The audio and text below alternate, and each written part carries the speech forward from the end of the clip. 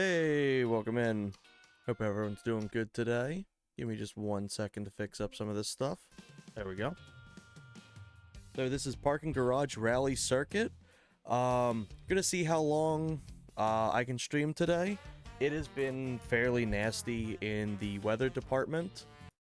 So I do gotta check some stuff, make sure that it doesn't get too nasty out. The storm finally kind of started dying off a bit, and I gave it about an hour, and then I started the stream, and I immediately started hearing thunder again, so you know what, we're gonna wing it. But I picked this game up because I'd been playing that other parking lot game, and I was like, I saw this is the one that I think I was mixing it up with.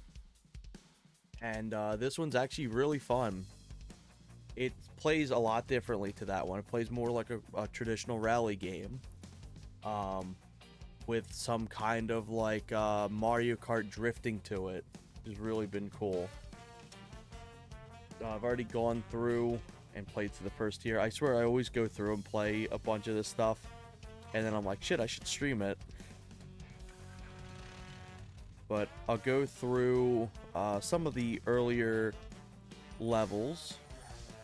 So you can see up at the top is the ones I've already completed. But I'll go through some of these just to show it off a little bit, and then we can move on to some of the bigger ones.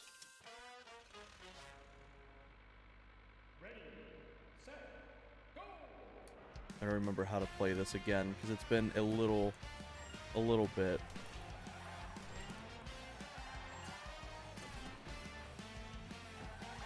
Hey, welcome in, Grim. Good seeing ya. Oh, I fucked up already. Alright, I got the controls again. So this kind of got like a little bit of like ska to it. Kind of reminds me of like if a Tony Hawk game on the PS1 had to have legally distinct music. And it plays fairly similar to Mario Kart, despite it being a rally game. It's a very fun little archaic game.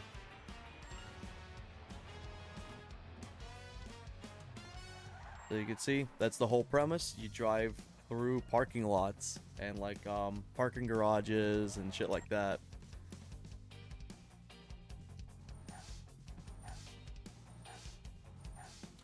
But there's a few different types of vehicles that you can get. I believe currently I just have access to 3. Looks like Simpsons Hit and Run. Yeah, you know what? That's fair. Let me see. Let me go into the heavy class.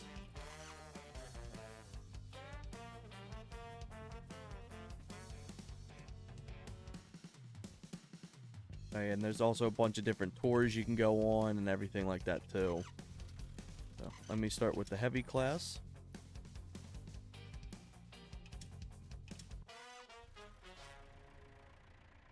Ready, set, go! I like that it kind of replicates Super Smash Bros. Melee's announcer in a way. The first thing it reminded me of.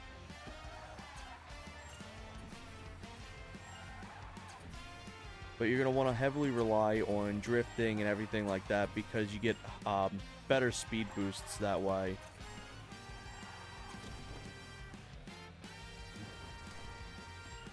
Ooh, shit.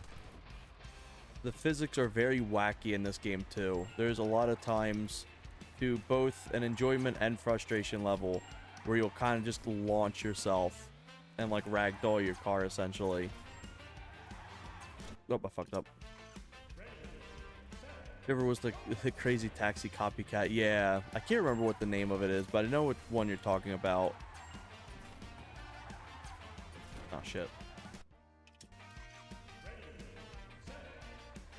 It also kind of has a similar thing to Mario Kart as well, where if you hold down the gas at the right time, you'll get a speed boost at the beginning. Oh my god, I'm doing terrible for this.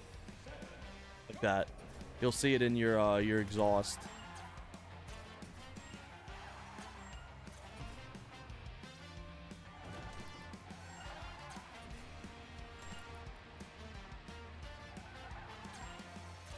But yeah, it's very easy to kind of learn how this game plays, but it's kind of hard to master.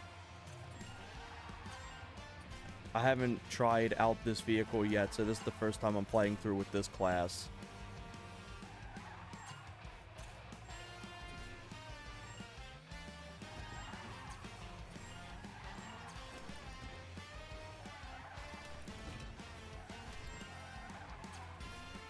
It can be easy to mess up your runs too.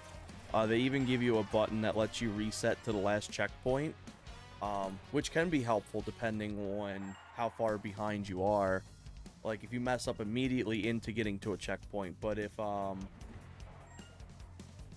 you're farther in before hitting the next one, you kind of just may as well restart the race at that point.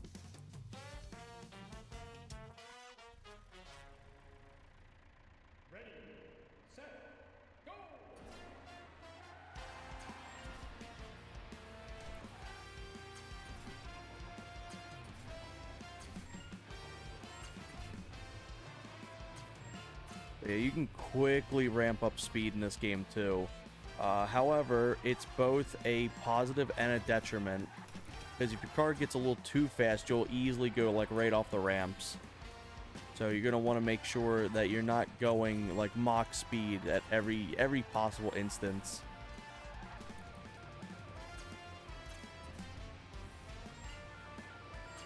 But yeah, hopefully we don't lose power. We had a little flicker in the lights earlier. However, hopefully it should be good. I was debating on what I wanted to stream. I was either going to do this, or I was going to do more Stardew Valley. But I was like, I'm pretty sure people probably want like a little break from Stardew. Hey, there we go. So I was like, you know what, I got this. And then I also picked up some more games on my Switch as well. There's currently a fairly big sale going on with the Switch. So I ended up picking up some racing games and shit like that on there. It's so funny that like a lot of my stream stuff has started revolving around racing games, because I rarely play racing games. I'll play them very sparingly, but it's never really something I touch too much.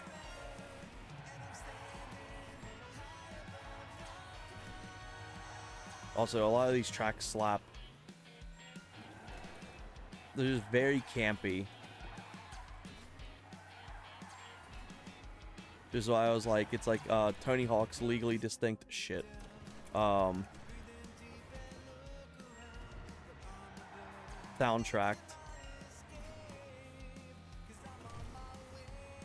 Some of the shit too kind of reminds me of the JoJo's Bizarre Adventure Season 4 music.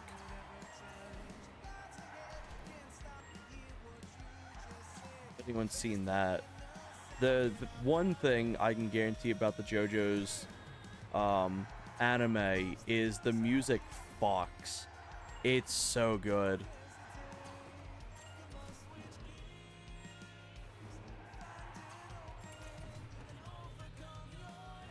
Ooh, shit.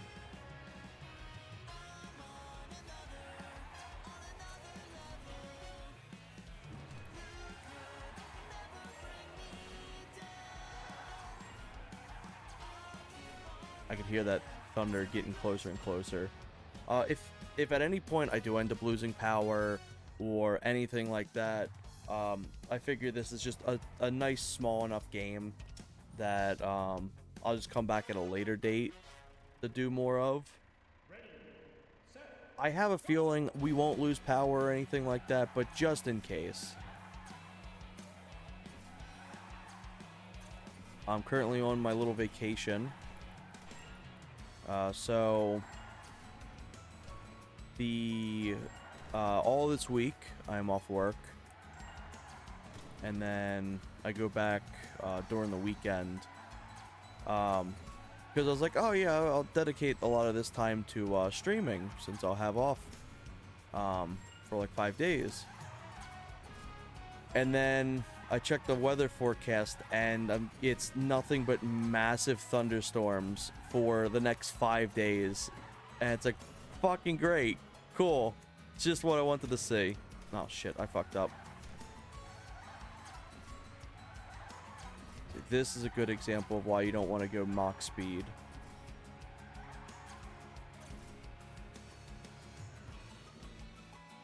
I'm supposed to actually land down here.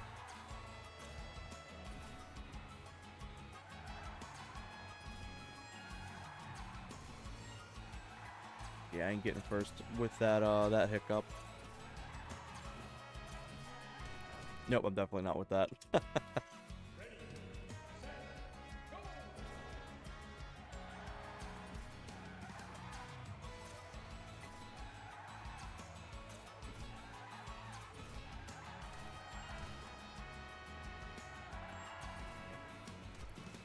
One thing I wish you could do in this game, I'm not sure if you actually can. I'd love to be able to change your viewpoint. I'd love to kind of go to like a first-person view. But I don't believe you actually can. There's FOV sliders for this. But that's not the same. I'm purposely slowing down here so I can jump off. There we go. You'll see a lot of the top 3 racers in this be very slow, and it's for good intention.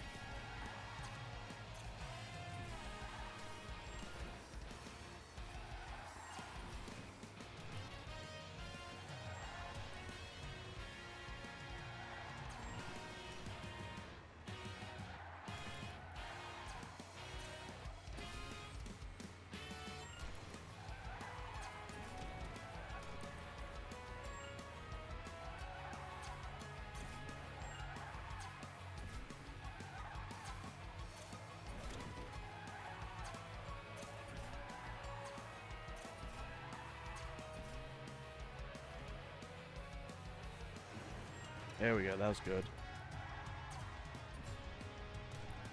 I think this game also has online multiplayer too. Probably won't be something I attempt or anything like that, but it is cool.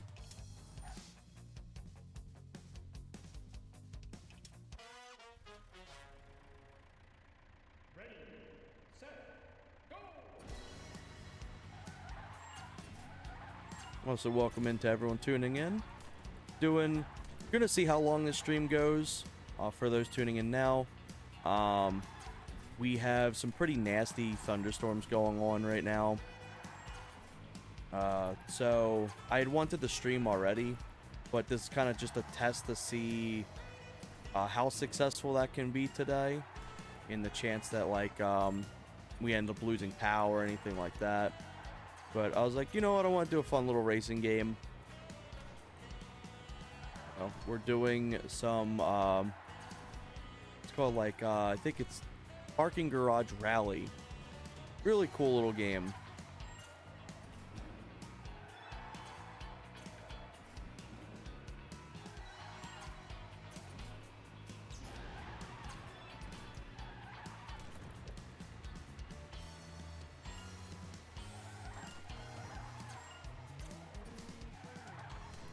Uh-oh. Surprised I was actually able to get that successful. But yeah, I believe this game's also currently on sale. I think it's either like $6 or something like that. Definitely worth it in my opinion. It's really, really fun. There's a ton of different levels and things like that. There's like an online multiplayer, I believe. I don't think there's that many car selections. However, I believe that is fully intentional. You get to choose your color palette and stuff, though. They have some pre-mades, or you can select your own. Which not every game needs to have like a ton of different car options. Even if I'd love that, it probably just makes it easier for them to like have things balanced out. Ooh, I did not do good there. Some of these tracks are genuinely long, though, too. Kind of ease you in with the smaller parking lots, and then they start going for like full-on malls.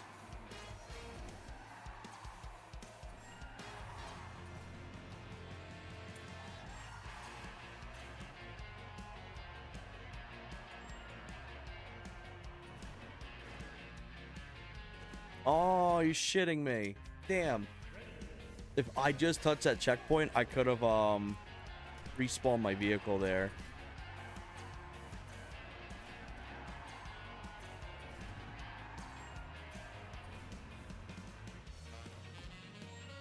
Like that.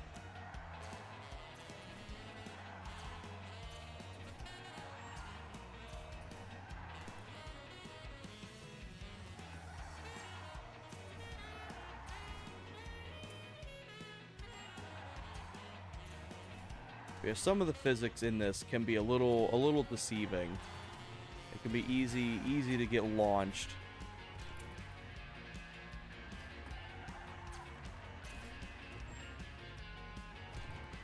But I hope everyone's doing well today.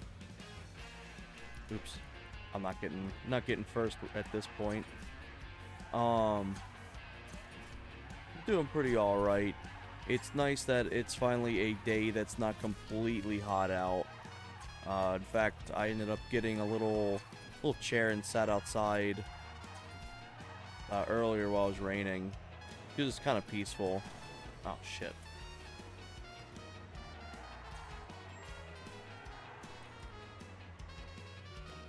Ah, fucked up. Let me restart.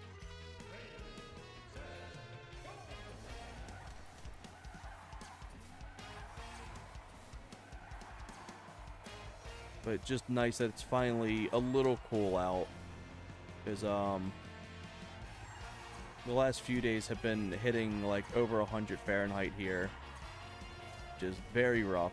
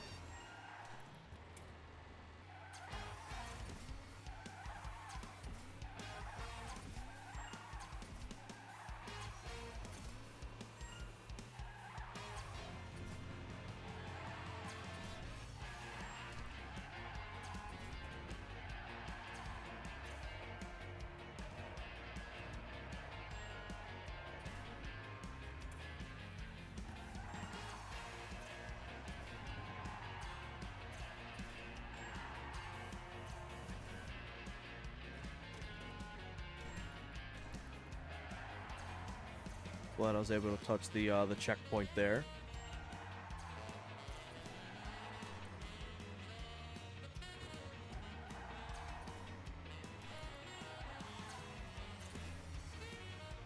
Damn, that car's starting to dust me.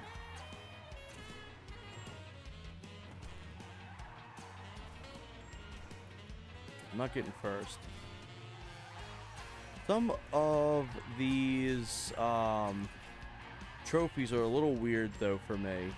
I don't know if it's like sometimes I'll hit first place, like this I'm gonna hit first place, but then it'll award you like silver. So I don't know if it's like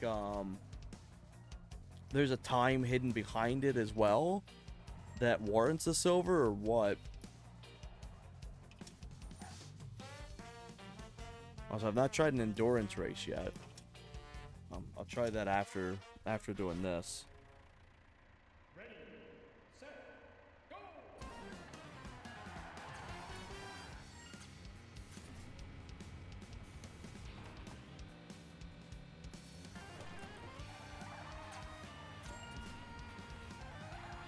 But yeah, I don't believe there's any form of like bots to face.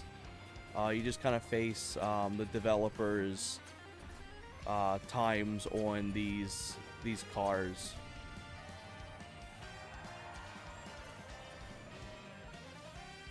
Oh, restart this. And I think there's actual, like, harder times to beat, too. If you go for, like, the time trials, I believe it is. Because these are kind of like, they're purposely made to be easier.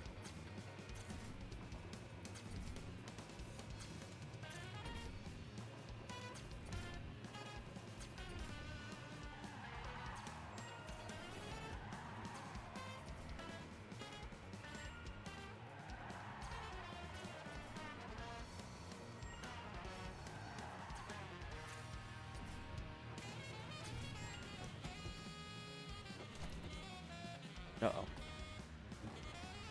Actually worked out better than I was expecting.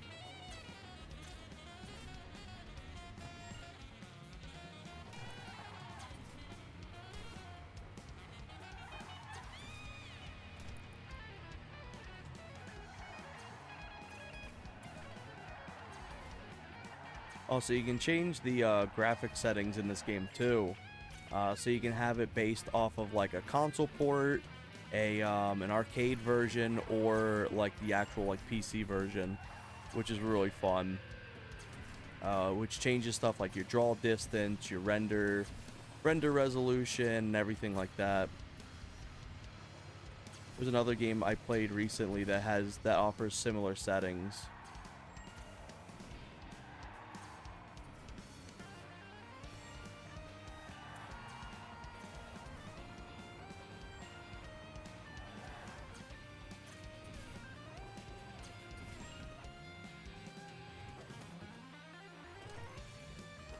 That actually worked out for me.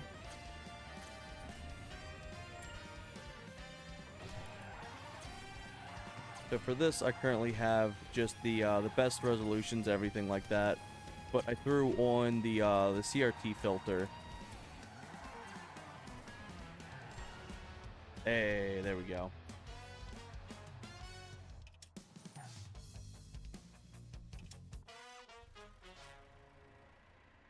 Ready, set, go!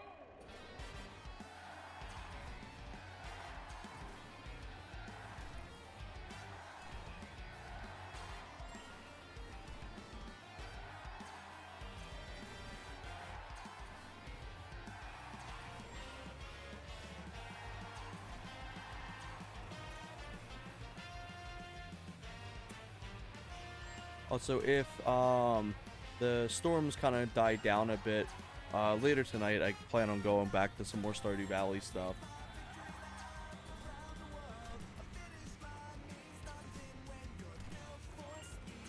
So we'll be going into winter. I did a few days of winter last stream as well. However, I didn't go fully in because I wanted to dedicate most of winter to its own stream.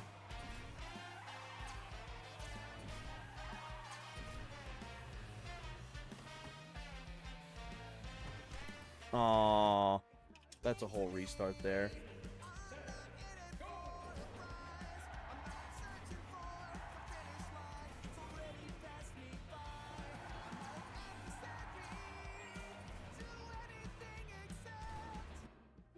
Also a restart there.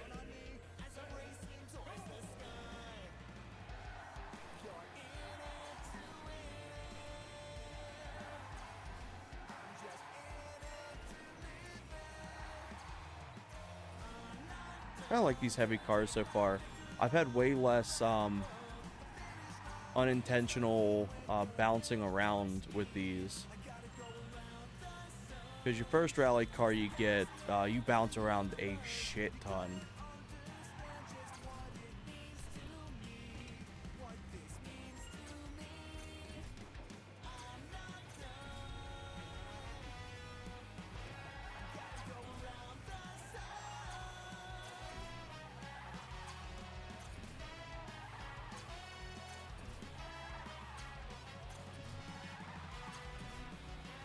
Make sure I go out this way. There we go. But you can get some absolute fast speed in this game, as you can see.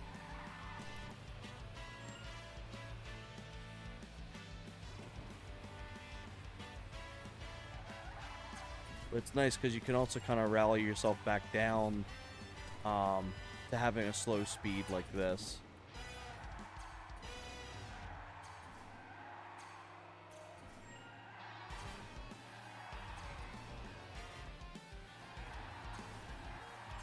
Well, it does feel nice to go really fast. It does kick your ass if you can't control it.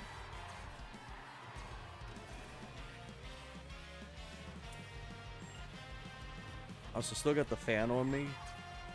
Despite it being colder out, it's still fairly hot in this room. But, oh my god, it makes my nose itch so badly. Oh, that's a fuck up.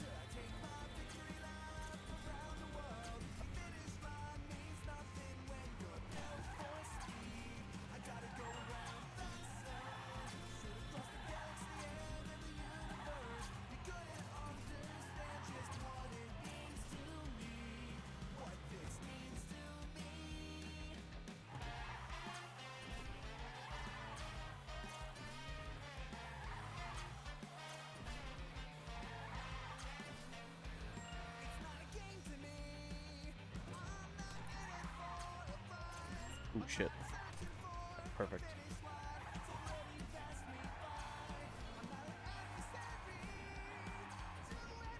Nice. There we go.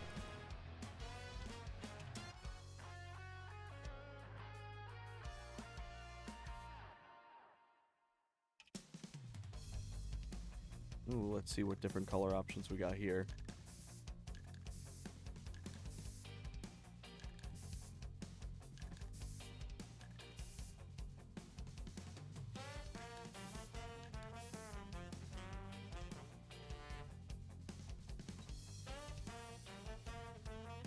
Get our good number.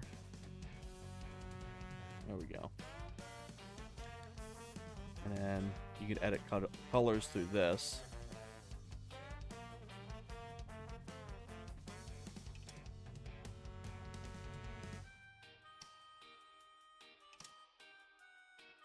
There we go.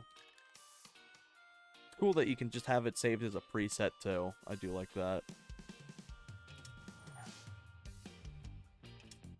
We can try doing the other tours as well after this race. Gonna want to see how this car controls.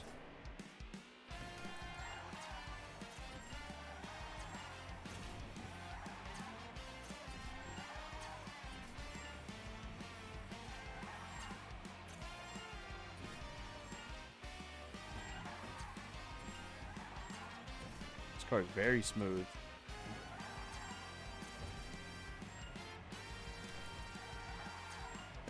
If you kind of want to compare it, I'd say the car classes are kind of the equivalent of like the different CCs in Mario Kart.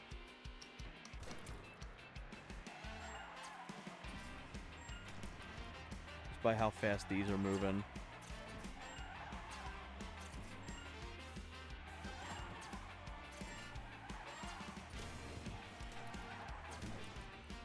Oh, that's a little annoying.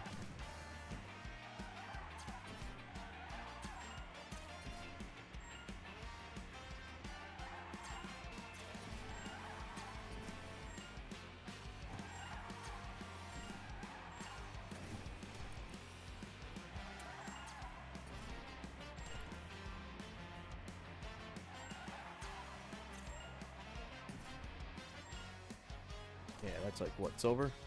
Gold. Or, bronze. Alright, let's try doing an endurance race. Get silver and better to unlock these. Okay. So I may be able to do it with the other cars. Let's try this. Yeah, so I can do an endurance on this. See what endurance has. Ready, set, go!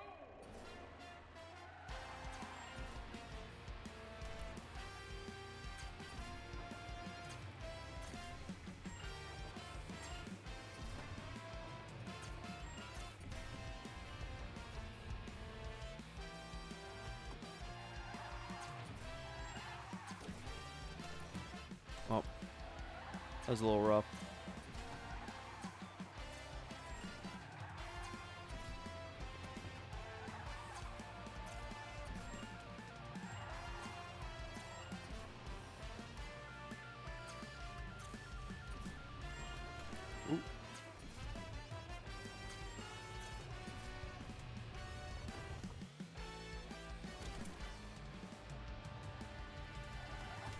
wonder how many different bricks it drops down on you. Because I know it's always those two that drop down. It's first the big boulder, and then it's the rectangles. But I wonder if they have any others, or if it just loops on that.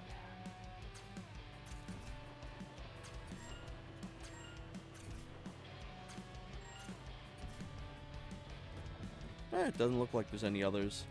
Oh, that sucked.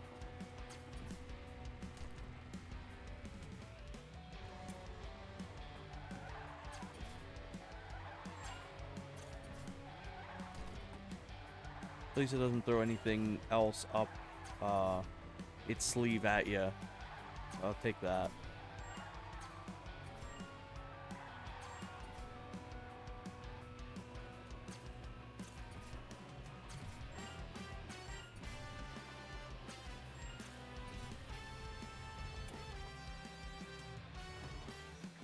Ooh, shit. That would have ended real bad. Woo! See if I can get 3 laps. Alright, cool. Got 3 laps at least. I don't think I'm getting any farther than that.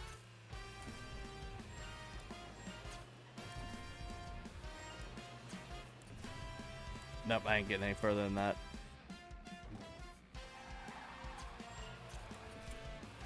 Ooh, shit.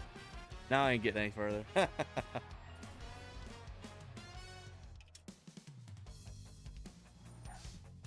I guess it's just kind of like, see how far you can get yourself. I don't think there's any rewards locked to them. Okay, let's try going over... Oh, it's DLC? Ah. I do know there's a bunch of different mods and stuff you can get for this game, too. But you got local multiplayer, you got online multiplayer. Go into the options and change up some of these graphic stuff. Go original hardware. I do want to change it to 16:9 though, just for the stream's sake.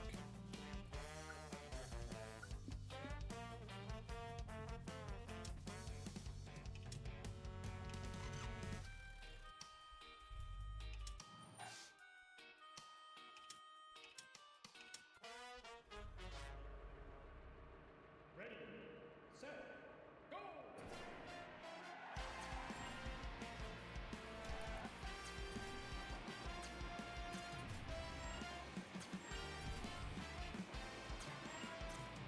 Oh, the other game, now I'm thinking about it, was,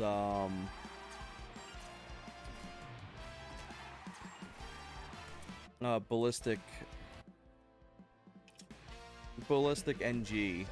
That's the game that has a similar thing to this.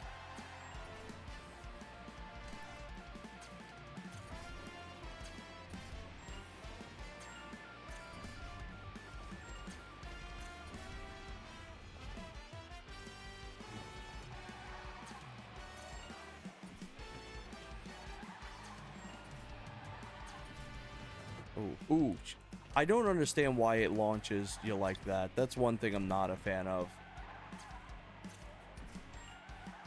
The inconsistency with how quickly your vehicle will go from being like stuck on something to getting launched at like 100 miles an hour. It just is a little annoying.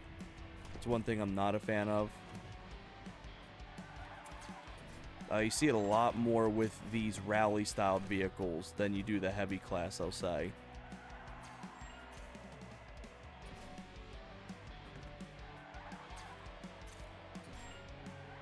Ooh, that sucked.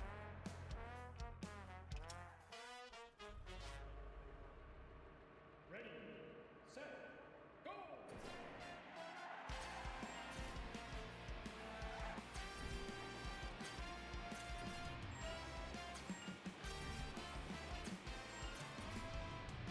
See if I can pass the boulder again without having to deal with it.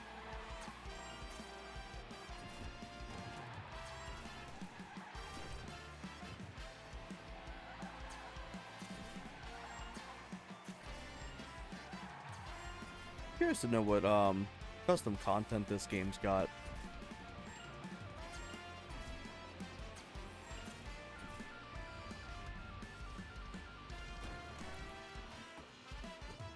that's annoying. You think you wouldn't really be doing too much, and then you just launched.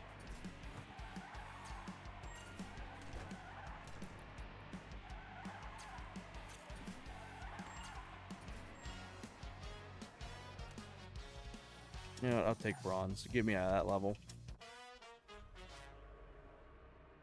Ready, set, go!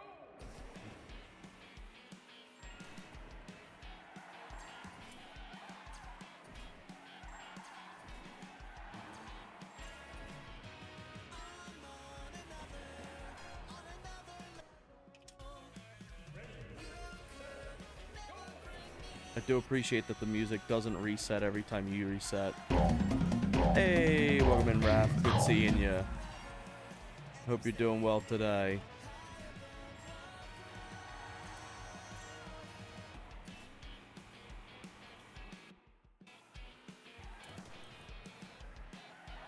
It's around nighttime for you now, isn't it? I know when I was streaming the other morning for me, I think you said you're eating dinner.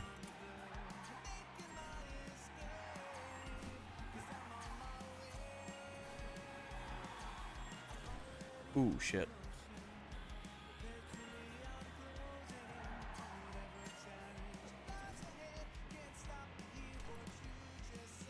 I'm doing good so far in this one. Well, I say that, and then that happens. Fuck.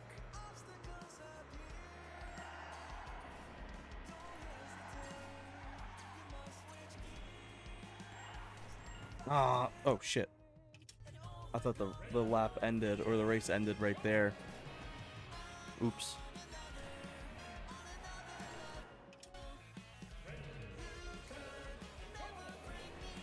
A bit late also.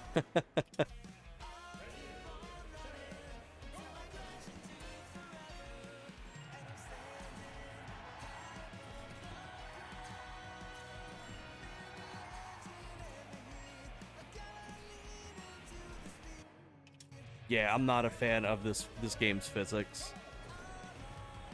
It can go from being like, oh, that's kind of fun, to, oh, that's fucking obnoxious. Real quick.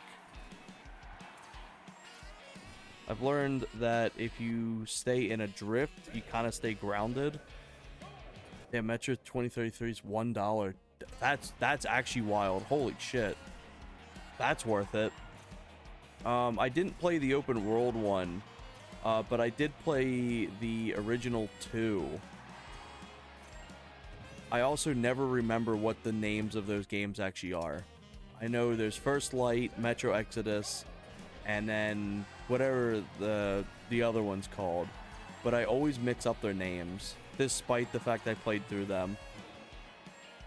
Yeah, for a single dollar, that's more than worth it. Right, yeah, the physics suck in this. That one's been sitting in my library for years.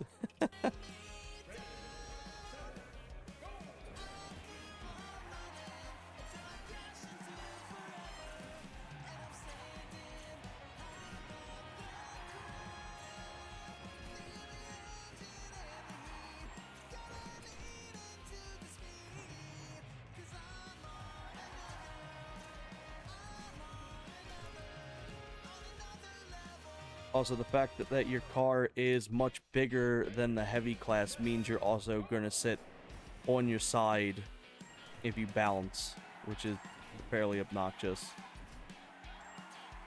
There's aspects of this game I do really want to like, or I do really like, but then there's very obnoxious things that kind of make me not enjoy this as much as the other racing games that I've tried out.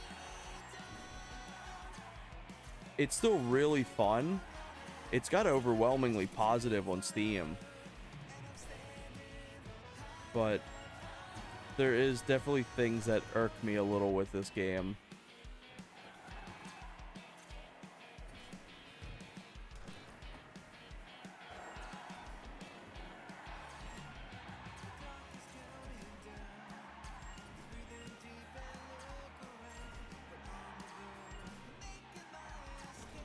But yeah, the Metro games are really fun. Holy shit. That's kind of physics where I'm like, oh, that's fun. Get like do a whole spin around.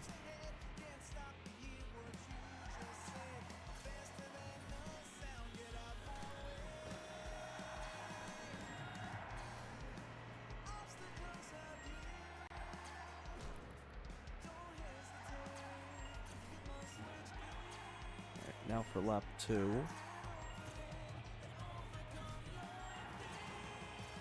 Sounds like the storm's passing by again. I haven't heard thunder in a little bit. But it may actually be good to do like a full thing of streaming. It certainly is interesting. It's currently on sale. I think it's like $6 or some shit like that on sale. It's cool. I didn't like it as much as I thought I was.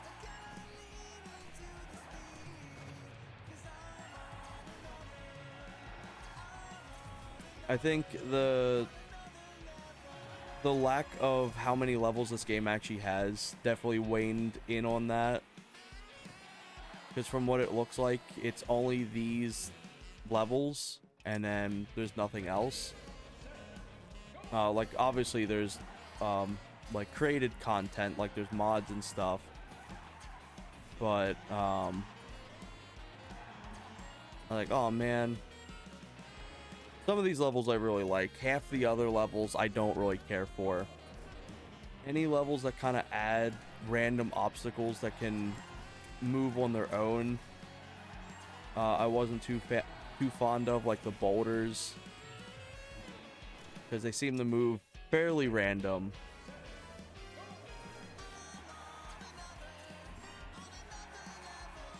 But it's got a lot of charm to it. The atmosphere this game has is like unmatched. I think it's really, really cool. Oh, I hate these damn physics.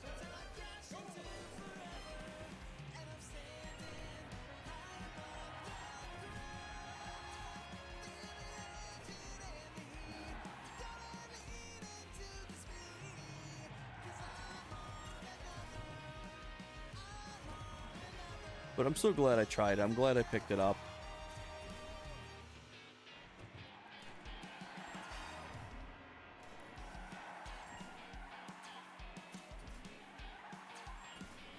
At some point I'll have to download some of the mods if there's any available. They've got a whole mod selection and everything. I haven't looked at it yet.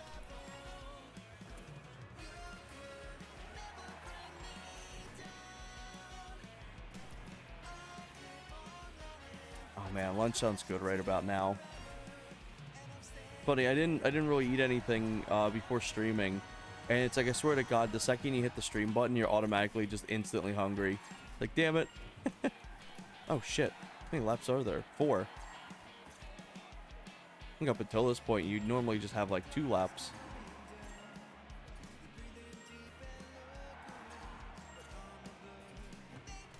Ooh, shit.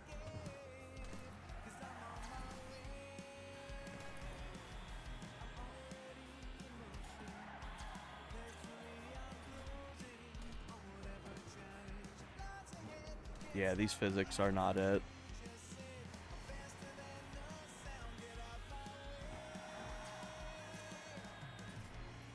They're weighty, but they're just too light. They're too light to be enjoyable.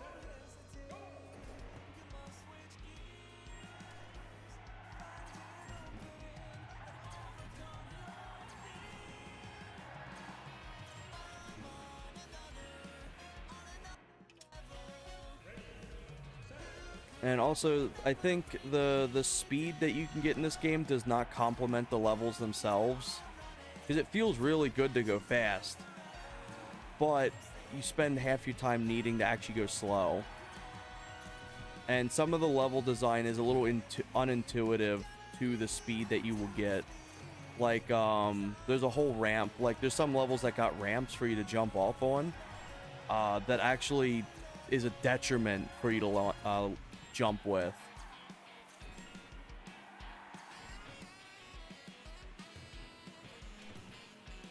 But yeah, no reason for me to go from really slow to launching off that car. Cool premise.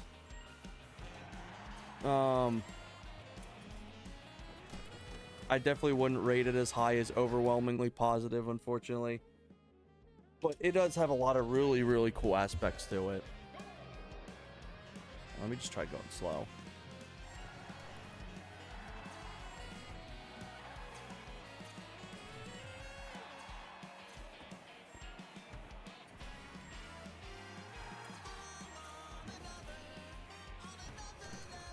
Music slaps. Music's fantastic.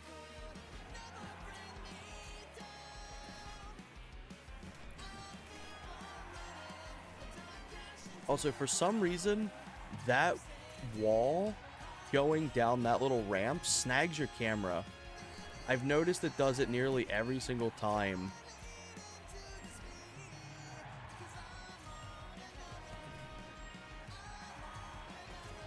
And I don't think there's many walls that actually do kind of snag control over your camera like that.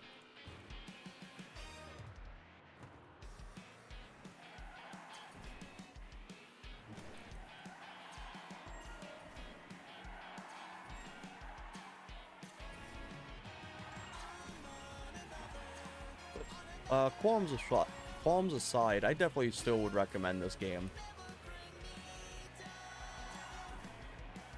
Especially if you're into like the rally type games. Physics so wacky that you only see cars do this in Rexo on YouTube. Yeah.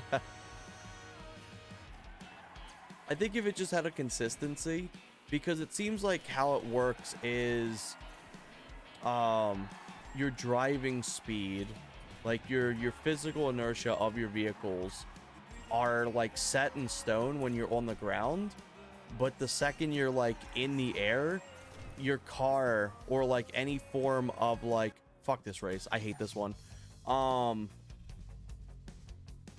the second your tires hit above the ground, they immediately go like Mach speed. Like it goes extremely putrid levels of fast.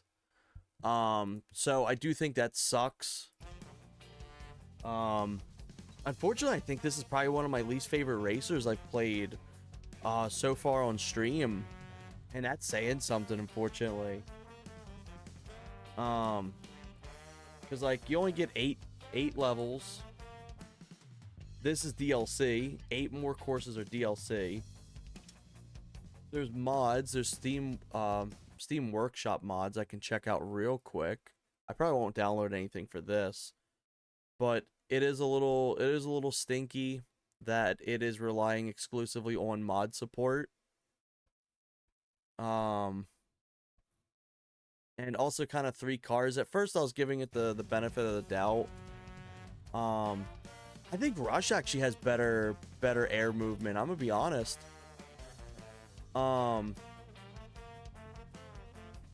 The fact that there's only 3 cars for this is definitely very rough too. At first I was fine with it, but I'm like, man, it's only 8 levels. That's kind of rough, and there's no actual bots. I don't see it having the overwhelmingly positive reviews. It's definitely positive. It deserves positive reviews, but yeah, I'm not really feeling this one. I'm glad I tried it out though. It is still really cool. It's definitely a very unique experience that I don't think many other games really offer. Let's see what else I've got on here. Could do some more BallisticNG. Maybe willing to do some more of that. Let me back out of this and we can go do some of that, because BallisticNG is fantastic. I was having a great time with that.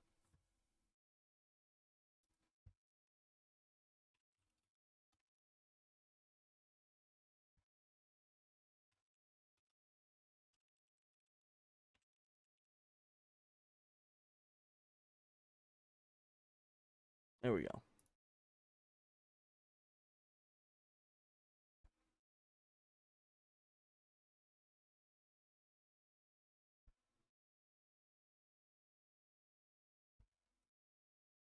But yeah, maybe I'll negatives definitely outweigh the positives. Yeah, for sure. I really wanted to like it. I was really convinced that it would be something I really love. It's okay. I definitely did enjoy. Oh wait, let me fix this real quick. I definitely did really enjoy the heavy class. I thought the heavy class was a lot of fun. I thought it was a perfect um in between of speed and weight. But yeah, just unfortunately it just didn't really hit. Some of the levels I really liked. The other half I just did not. So hopefully when I check it out for the mod support later on, the mod support levels are definitely better.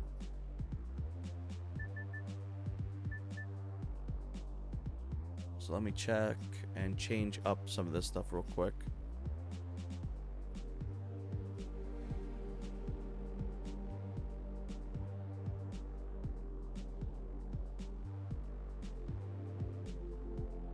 There we go. Man, this game fucks. This is such a really cool game. I've had an absolute blast with this.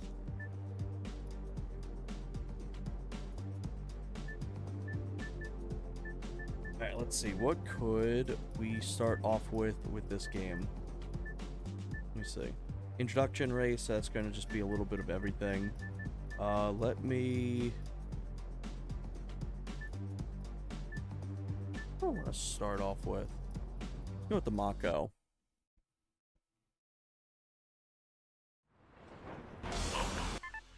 Oh my god.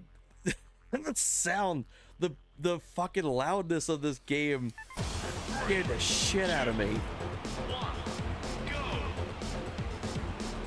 Oh my god. This game is really cool.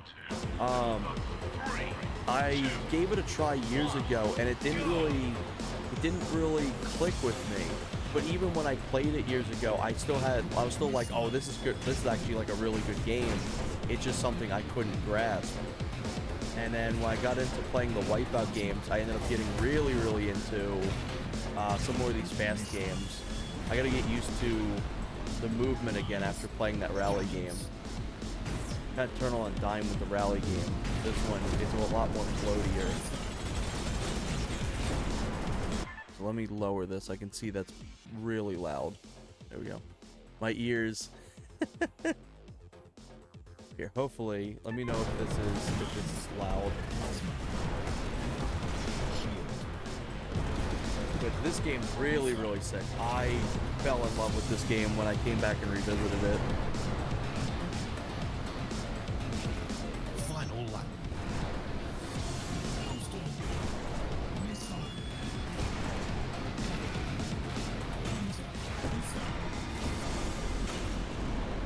What the hell is that? A blue shell? Very hard to see inside this ship. I still really love how unique the different hulls are for these ships. All of them have different interiors to them.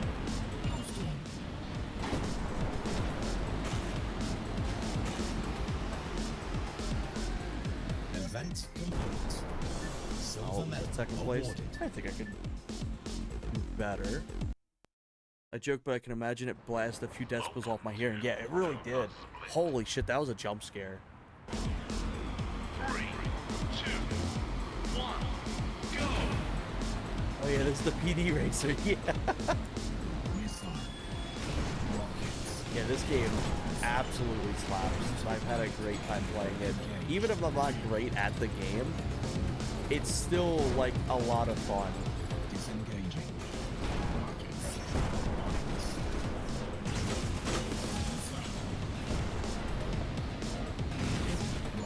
One series I could never really get into, I think I was talking about it last time as well, was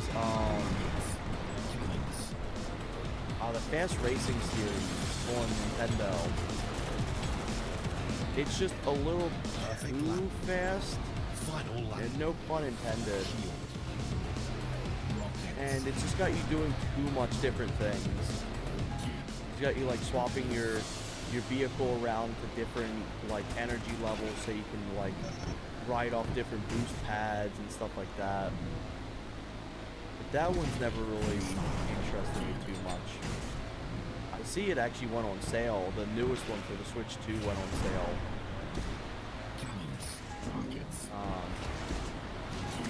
And they're definitely cool. I can definitely see people liking them. They're not bad whatsoever. They actually have some really cool ship and level designs. But Gold medal awarded. I just kind of struggled to play them. They were just very hard. The bots are ruthless in that game too. Imagine a weapon that hits last place instead of first place. Oh, I know, right? That'd be like diabolical. Alright, what's this? Introductions. Okay, they're all introduction races.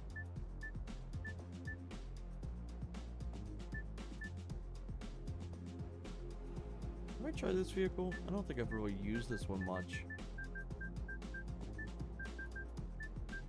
Yeah, let's go to this fancy one. Yeah, you mentioned that one. Welcome to 3, 2, 1, go! Missile. Hellstorm. Missile. Mines. Autopilot engaged.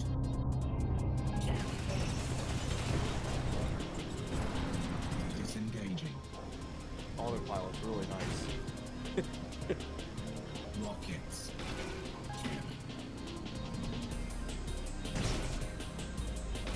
I think what other racing games I've played. Final lap. Shield. Like I played a bunch of like the PS2 era Need for Speed games. They're always a lot of fun. I actually tried replaying oh shit. I tried replaying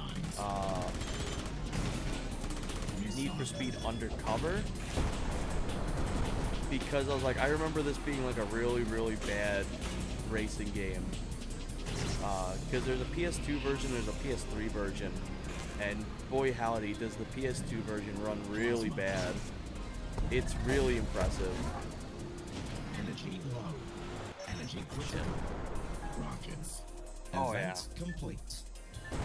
One game I never really liked, but I didn't actually put too much time into playing it, was Pro Street.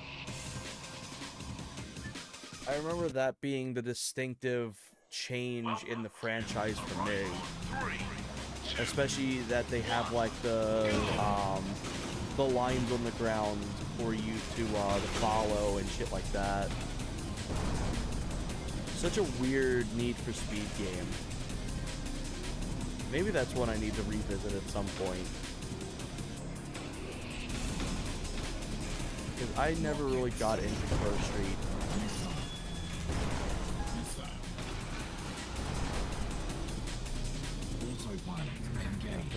Autopilot. Underground Underground 2, most wanted PS2 are amazing. Oh yeah. Disengaging. Yeah, I didn't beat Underground 2. I beat Underground 1. Underground 2 just goes on way too long. Despite it being my favorite Need for Speed game. Beat Most Wanted. Beat Undercover. I did not beat Carbon. Carbon was cool, but I remember it being very hard.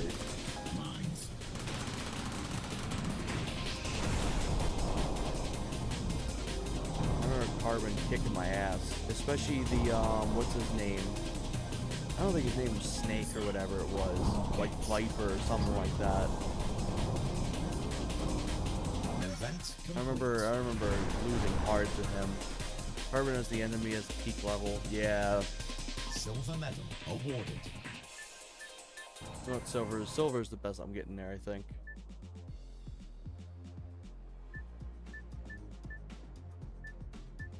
What should I do now?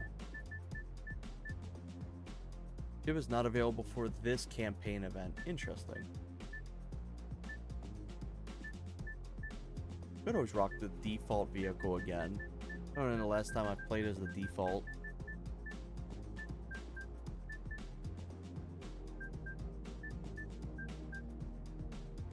Underground 2 was a whole vibe. I don't think I ever beat it, but why would you need to when you got Snoop Dogg? Bro, that shit fucks.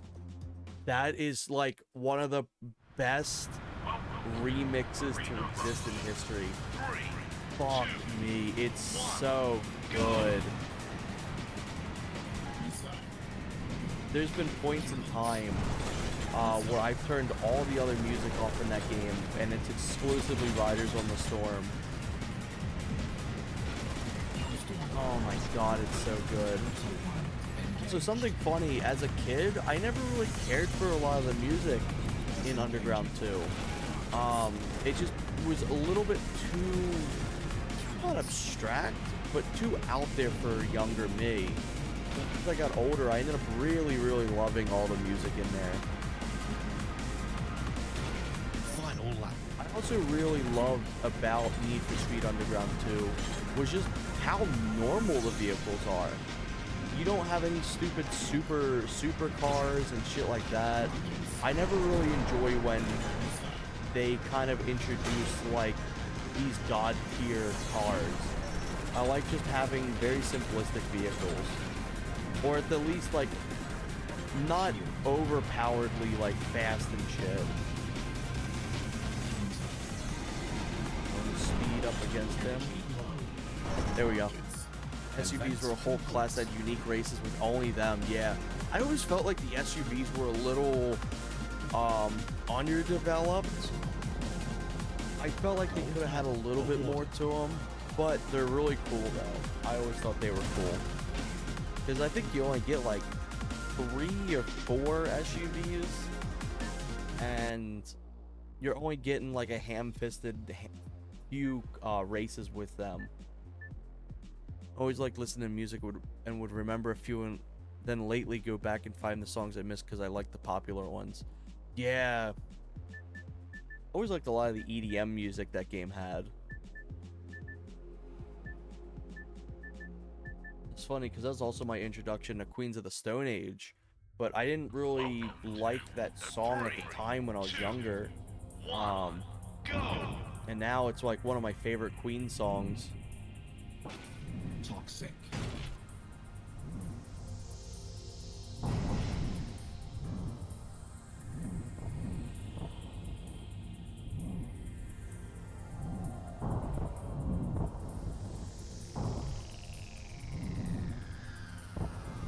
But yeah, the music in those games are so good.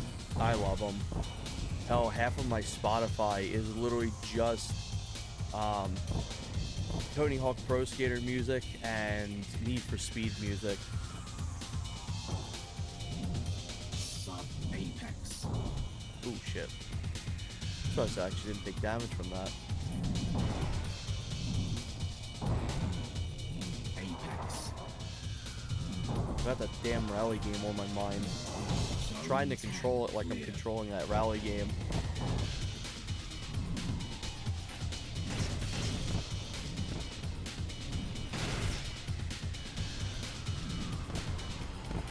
Keep trying to hit for the drift.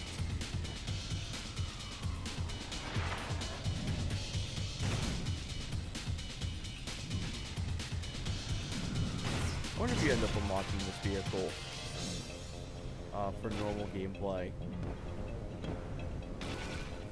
Sub-power.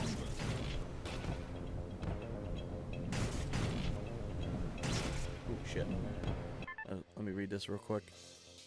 Need for Speed Underground was my intro to Static X. Oh wow.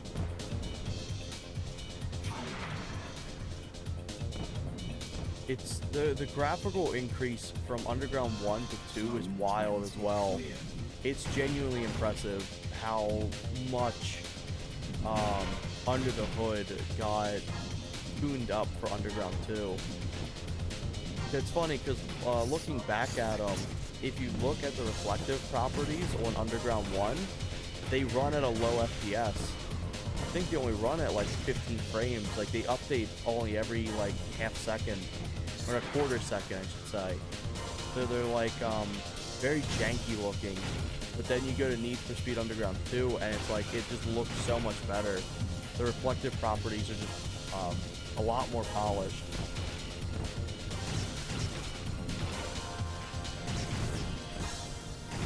But I think Underground 1 still, I think Underground 1's more replayable than 2 for the fact that, like, you don't have to do all those stupid extra world missions, and also you don't have to drive to every event. I do appreciate that Underground 2 makes you actually drive to where you need to go. However, it would be nice to have a fast travel for some things. I do feel like fast travel in a racing game kind of kills the use of an open world if you can just bypass it all. However, there is times where I'm like, alright, I'm sick of just driving around for each race. I would like to fast travel. I kind of wish it would be something that you could unlock. Like, you're not given it immediately, but like, you get it eventually once you've gotten, like, the whole run-of-the-mill. Like, I've driven around enough times to start getting sick of it, or just have, like, little checkpoint fast travel stations.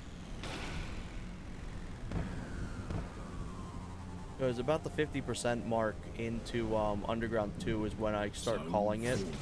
And I'm like, alright, I'm getting sick of, like, having to travel a shit ton just to do these races or the events, and then failing the events, and then have to drive back to do them again. So let me see. Music definitely sounded like PlayStation 1 Need for Speed music. Never noticed the visual difference as much, but it felt like they both captured a vibe of street racing, 2000s to a whole Fast and Furious popularity. Yeah, absolutely. Those games genuinely, like, flipped the racing genre overnight too. Like, it's impressive because it was so cool. Like, the quintessential 2000s experience, I always felt like, or at least the early 2000s experience, is like Tony Hawk, the Need for Speed Underground series, and other things that have kind of that, like, cool underground edge vibe to it.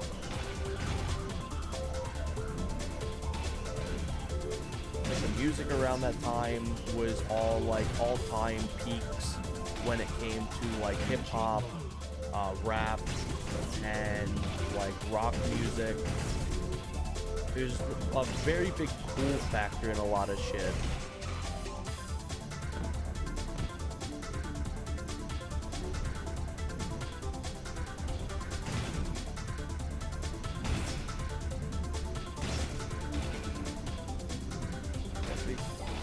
At least I got silver. It looks like I got gold. I ain't living too much longer.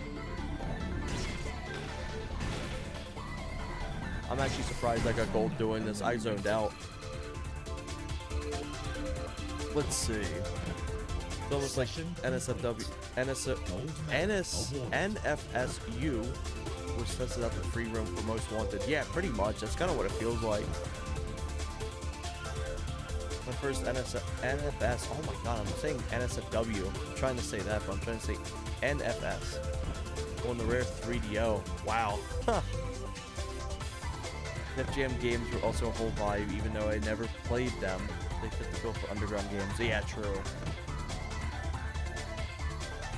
Yeah, my first Need for Speed was Underground 1, and then Underground 2 was the one I played the most. Most Wanted is the first one I fully beat, and I did also most of the side stuff for it. And then Undercover I also beat. Carbon I didn't beat. That one was just too hard for me as a kid. And then I didn't really touch any others. I played a little bit of Pro Street. Wasn't a fan. I think it was just a little bit too different than what I was used to. I think if I was to come back to it, I'd probably like it. But it was definitely on the cusp of the different generation of the Need for Speed games. And then, funny enough, one of the best Need for Speed games that came out was Most Wanted on mobile. That shit was really cool. Not safe for Need for Speed. That mobile game was really, really cool. And they also had a Most Wanted port on there too. It was more so a reimagining than a port, but it was also really cool. That Need for Speed for mobile could have been its own solid video game. Like, I actually have it in my tier list as a video game because it was actually really good. And the Most Wanted one was good too, but the more modern Need for Speeds I touched was the Hot Pursuit remake on PS3. That one's solid. That one's really, really good. I really like it. I know a lot of people don't really care for its physics, but I love it. Also, I'll read the comments in a second. I played Most Wanted remake from like the Wii U. It's okay. It's not that great. It's good. It shouldn't have been named Most Wanted. Imagine going from SNES graphics in the 90s to 3D graphics, cutscenes and all. Yeah. 3DO is insane. Good friend of mine had one, a SNES and Mega Drive. I actually didn't have a SNES, but a Mega Drive Genesis. Wow. Here, you never really see anyone have Sega consoles. Like, for the longest time, I never actually seen one in person outside of, like, game stores that's going to have everything. Underground on the Game Boy Advance was actually really cool. It's super impressive. I haven't played NFS in ages though. Yeah. The what else was there? I played Need for Speed Ghost, which was the 2016 one, I think it was. That one's cool, but it's online only, which is annoying. I'm not a fan of that. Just because you can easily get messed up by other people just playing the game. I had more times than not where I'd be doing a race and then somebody would crash into me that was doing another race parallel to mine, and we both lost the race because of that. But that game, I genuinely think Need for Speed Ghost, it doesn't have a name, by the way. That's just the name that's on your license plate is Ghost. And usually they always name your license plate after the game's name. So I like to call it Ghost. That game, I feel like, is Underground 3.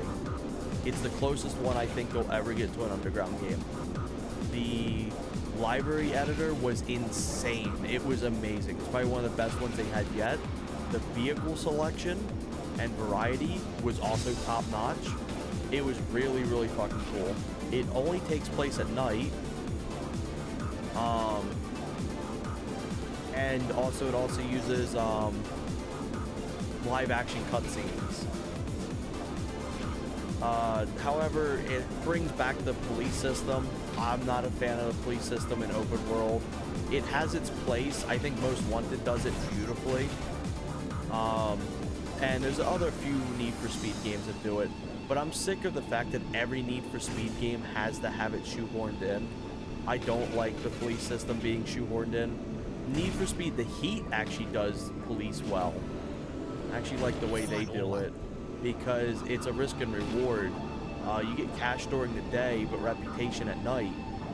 And at night, there's more police. So, it's a big risk and reward. But Ghost having it, and the fact that, like, if somebody is racing online and they have cops chasing them, and if they run into you, you also now get the cops on you, is very shit. I was not a fan of that at all. Two games I totally recommend for you to try out by chance is Dynamite Heavy and Cosmic Zone. I'm going to screenshot that so I can put that in my recommendations. Two incredible games from the Genesis. I really need to start like doing more stuff with those the Sega consoles. because I've been meaning to. I'd love to like get a Dreamcast or like some sort of Sega controller to play with at some point. Ooh, a knockout race. If it's a knockout, let me get a good statted vehicle. Comic Zone is a little rough in the terms of gameplay. Okay, good to know. 3, 2, 1, go! Oh, I didn't start off good. Ooh, I don't start. I forgot this has. Alright, I didn't know these had weapons. Ooh, shit. I was thinking this is just a pure race knockout.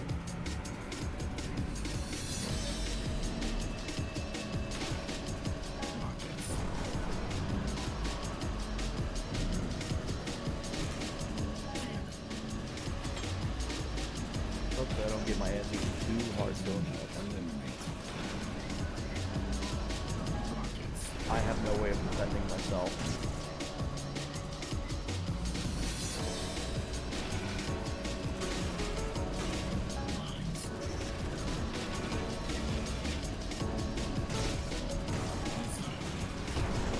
Ooh, that hurt.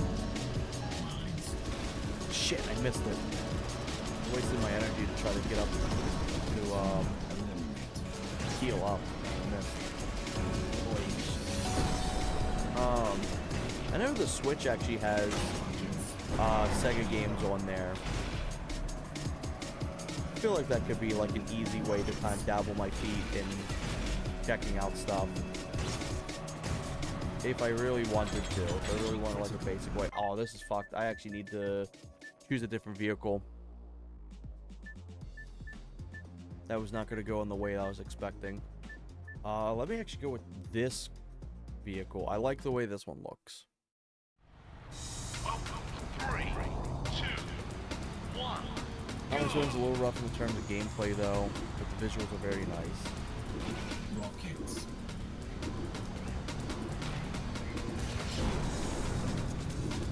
Plasma. Always fire that off the wrong end. Engaged. Okay, this one. You can't automatically speed boost either when you have the autopilot on. Kind of keeps you from being able to cheese it.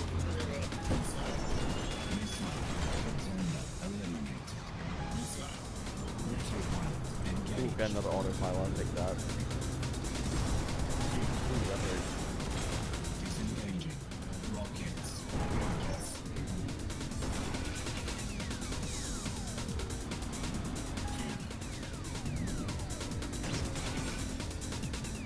Yeah, I definitely want to check out more Sega games.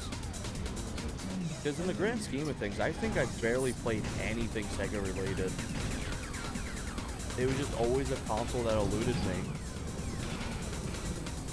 Something similar with me was the Xbox growing up. For the longest time, I had no idea the Xbox even like was a thing. To me, the only things that mattered was PlayStation and Nintendo. That's the only things I knew about. And the occasional plug and play. Ooh, we're doing bad here. I went from doing well to not at all.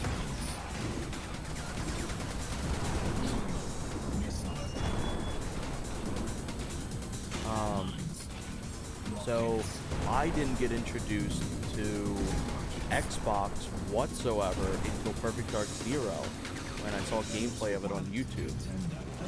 This was probably like 2009. Get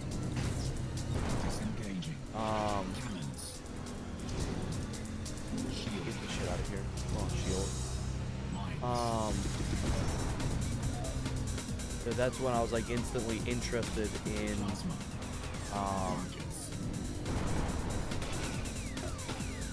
Xbox.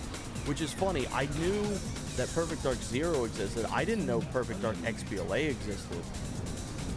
Which is wild. I would have like fell in love with that so hard.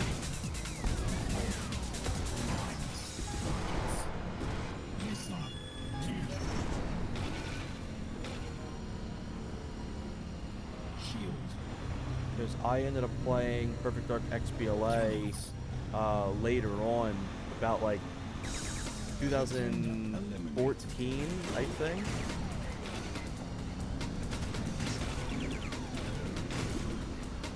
Hellstorm. Rockets. I actually really love XBLA. Like, yeah, sure, it's not as great as the original, not by a long shot, but I think for what it's worth, it's great. For the price, you're only spending $10 on it at full price, and it's a fairly faithful remaster. On the fact it has the same textures inside the code, and it plays nearly identical with some little hiccups, and the fact that it's so one-to-one that there's been speedrun tech discovered for that game that's been reverse ported into the original game. I love it. Would I prefer playing it over the original? No. However, I think it's cool. I do really appreciate it. And it kept the series alive. We could have had the last thing be XB or Perfect Dark Zero. If you consider price, it may be worth it, yeah. But it's like, I definitely understand why people don't like it. But like, we literally could have been left off with Perfect Dark Zero and Perfect Dark for the Game Boy Color as Perfect Dark's legacy.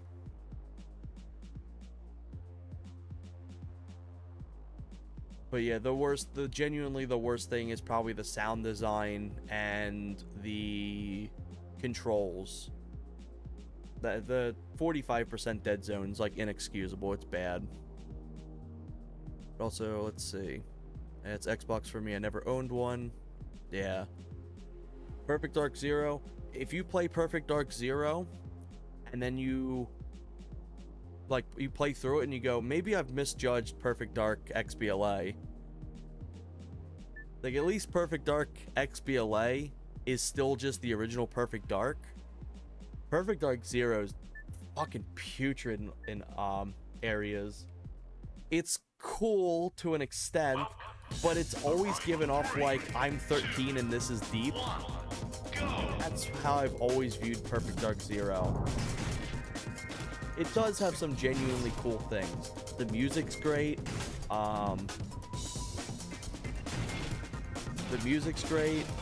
Some of the levels are genuinely really cool. I think the first like 4 levels are really, really solid. Like, they're genuinely awesome. They live up to the original Perfect Dark's quality in level design.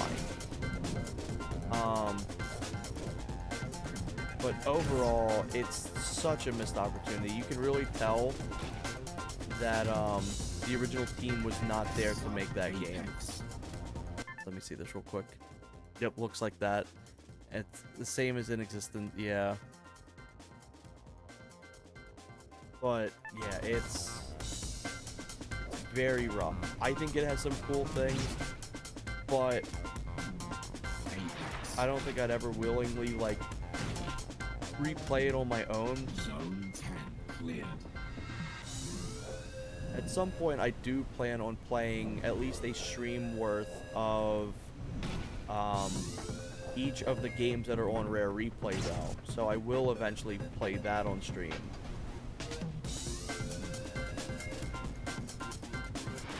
But yeah,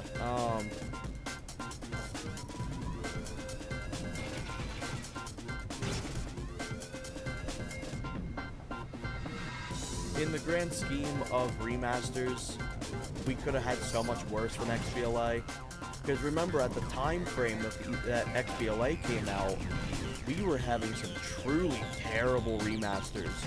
We had the Halo 1 remaster that was like really, really terrible when it first came out. It's great now, but like the art direction's really bad in that game. Thankfully, the only thing that's bad in the art direction for Perfect Dark XBLA is just the character models.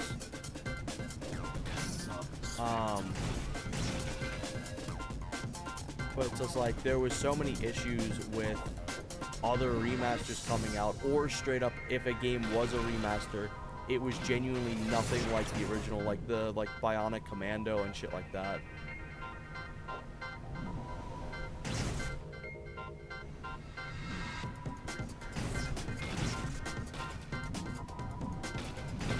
So it is nice at least that, like, it's way more faithful than some of the other, like, quote-unquote remasters that came out.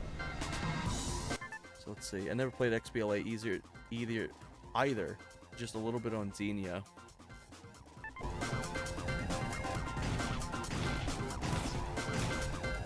I used to speedrun XBLA exclusively for a while, about a decade ago.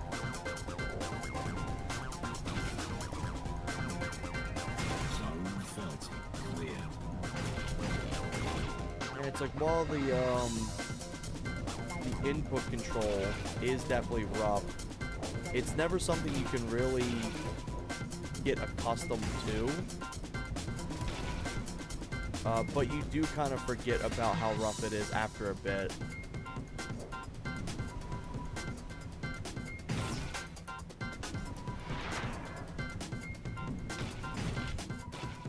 When I speedran, most times, if I needed to have like a precise shot at something, I would in fact just move my character to line up the shot than aim. So it's fairly rough. There's no excuse for it. But if you're using something like Xenia, actually tying the joystick inputs to a D-pad makes it feel really good. It actually is so impressive how good that game actually will feel if you change it from the joystick to a D-pad. Zone 40 cleared. We're gonna make it to zone 42.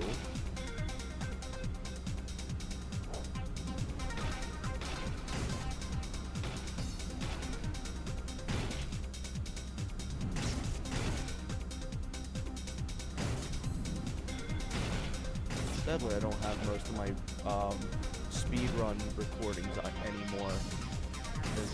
They were all tied to my old content creation stuff, and I deleted all that shit like a long time ago. I don't think I'm gonna make it to 52.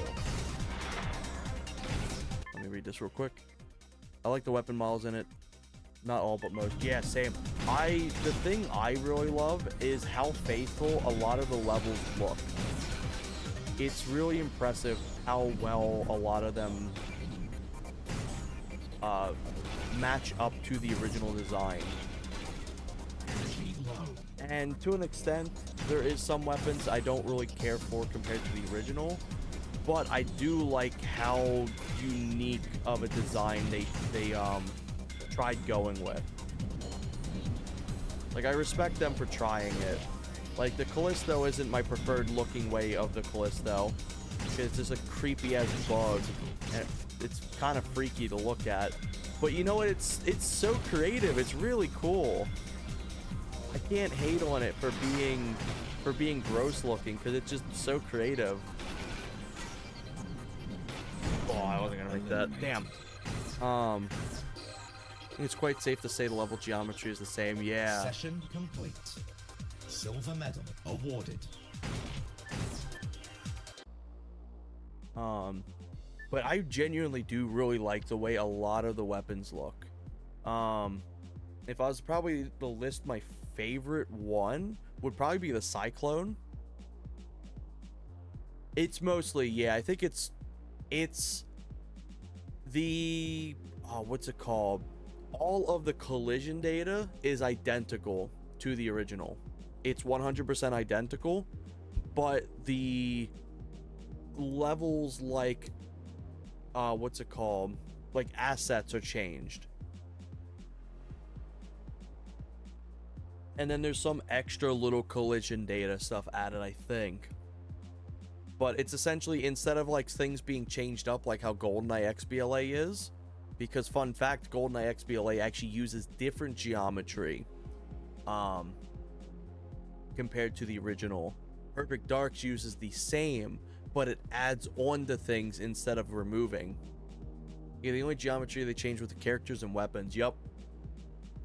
Like all the levels and everything. You can play, if you can play the original game blindfolded, you could do the exact same inputs from that and do it right for XBLA.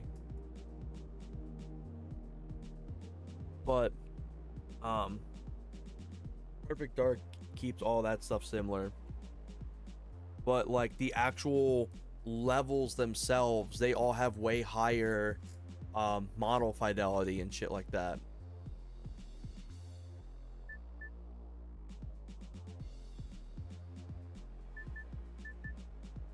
A split trial.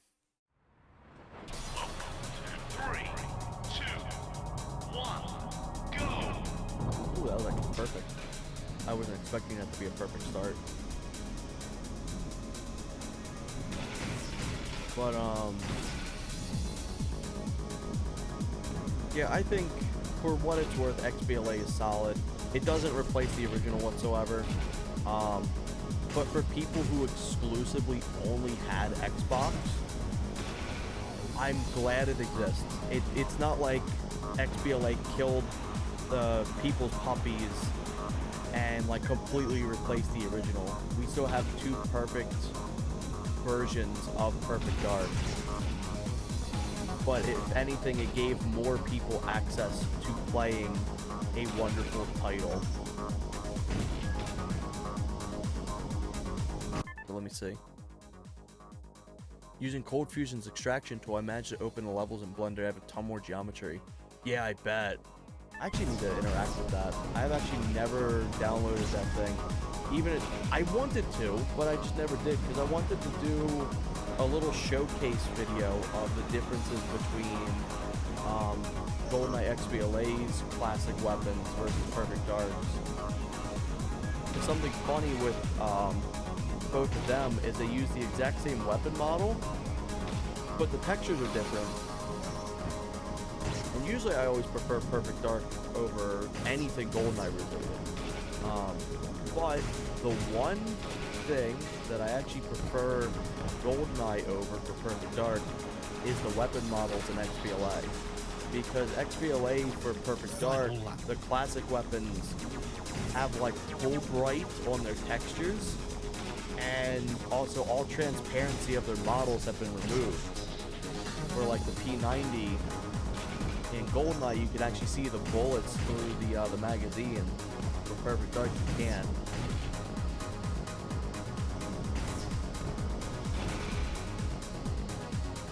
But I genuinely love a lot of the weapons in it. Event complete.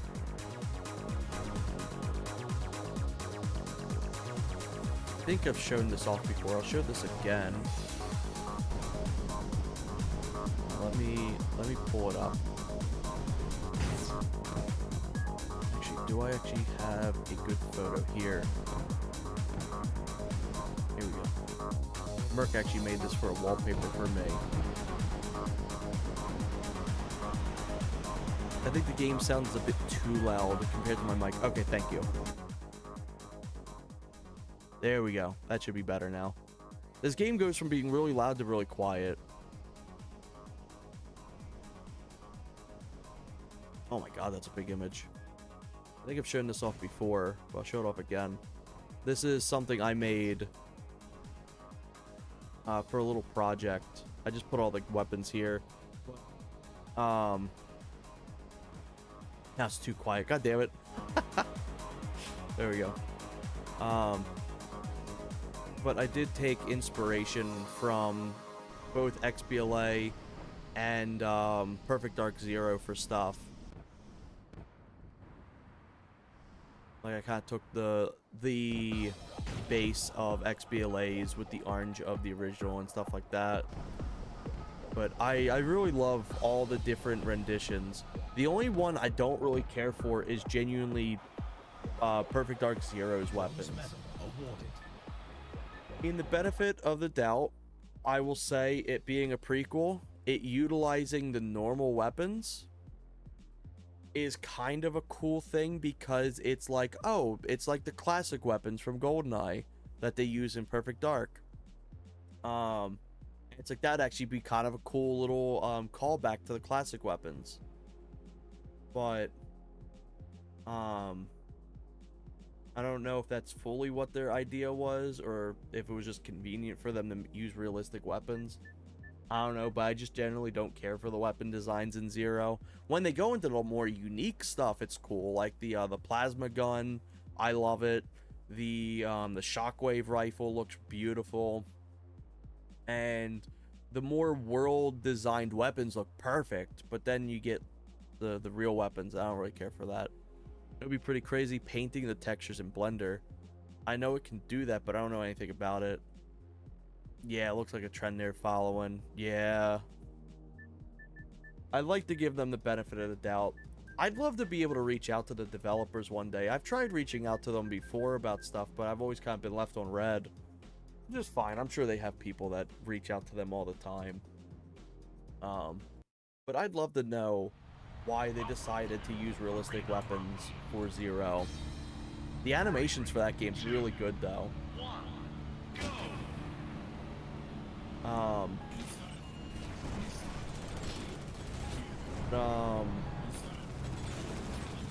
I'll give them the benefit of the doubt and say that they used realistic weapons because of the classic weapons in GoldenEye. I mean, at one point, Joanna was supposed to have a tattoo of the GoldenEye crosshair on her face for some reason. I'm glad they didn't keep that, because it wouldn't have made sense why Zero goes from having that, the prequel, to Perfect Dark, where she doesn't have it.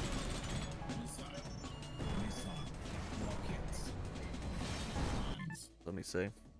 Yeah.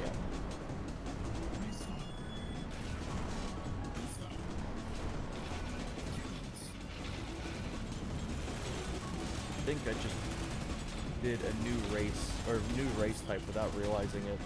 I don't know what the numbering system is for.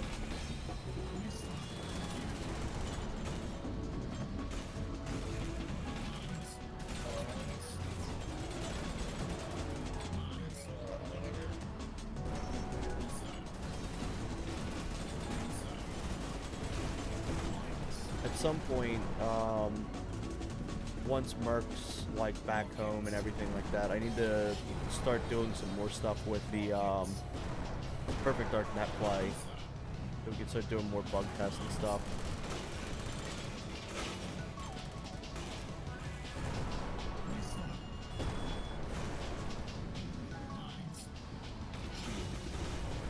Ooh, I just ate a bunch of mines.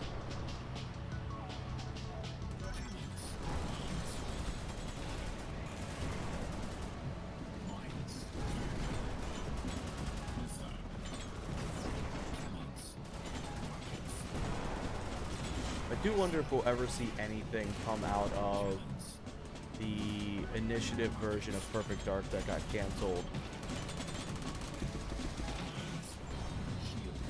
I would have loved to seen what weapons they had designed, if any. I have to assume they had weapons designed. Like, they probably definitely had concept art stuff for them. I would have loved to seen what they would have came up with. I don't think that game's ever going to come out of being canceled. We may see something with the Perfect Dark universe at some point, but who knows when that's actually truthfully going to be.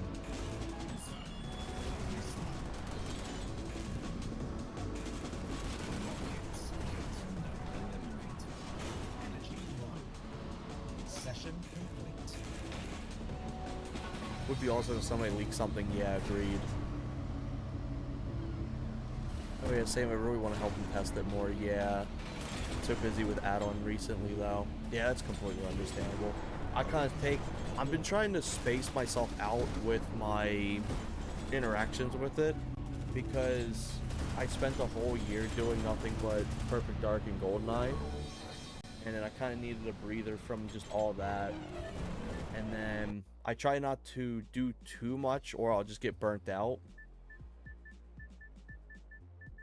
Because even if it's a game I love to death and it's my favorite game ever, I do definitely need time between doing stuff with it.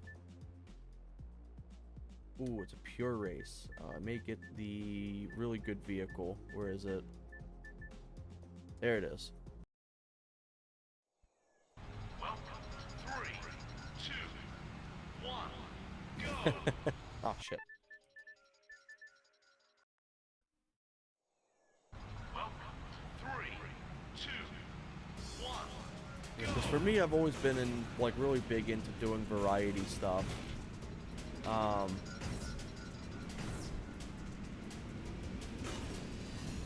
So it's like, I can have games where I play a ton of it and like get really hooked into playing like exclusively that game for a while, but I still need to have like a few games on top of that to be playing simultaneously.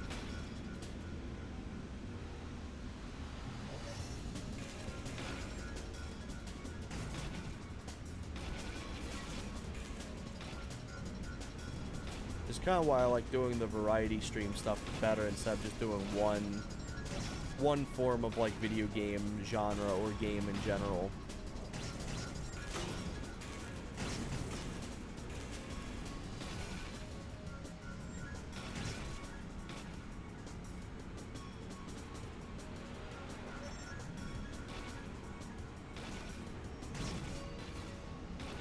Because I've seen it happen with so many content creators where like they end up playing one game for so much it burns them out of enjoying that game.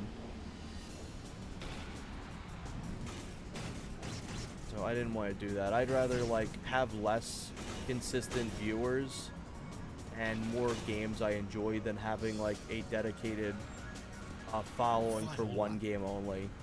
'Cause I feel like too, you can only talk about a game so much before you start running on repeats.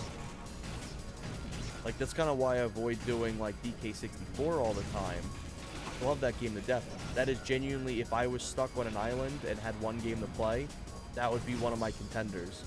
I could always play that game over and over. But I choose not to because I feel like I can only talk about things so many times before I'm talking about just the water differences.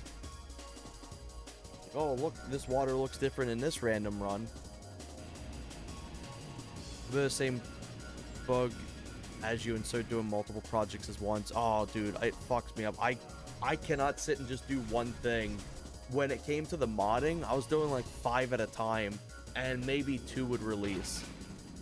So currently I have 3 mops in the making, plus add-on features. No medal. I have, I was gonna compile a whole video at some point too, that just showcases all of my canceled projects, because I genuinely don't think I'm ever going to get around to making 95% of them.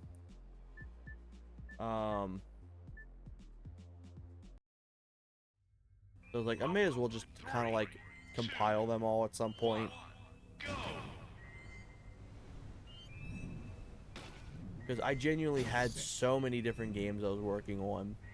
Or not games, mods. That I just would either be like, oh, I'm going to come back to this later because there's a mechanic I don't understand how to work on, or I just didn't find it as interesting.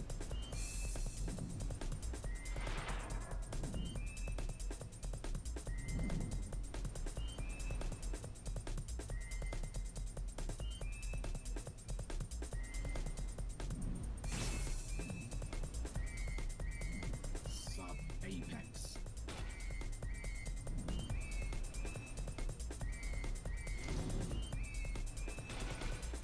I like these levels. These are a lot of fun. Zone 10 cleared.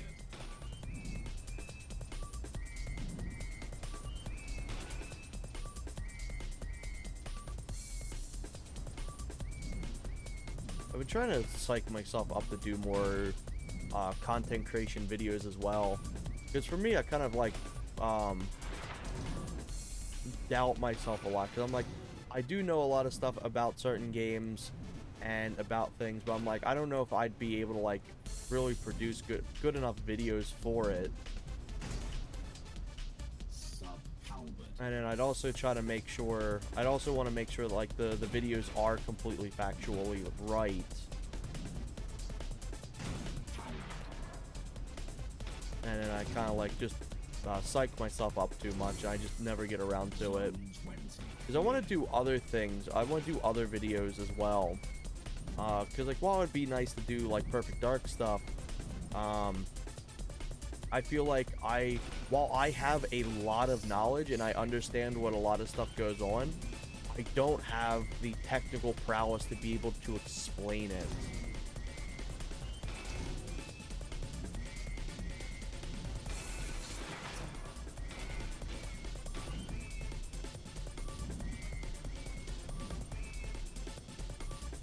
It's a fun track for this. I like this one.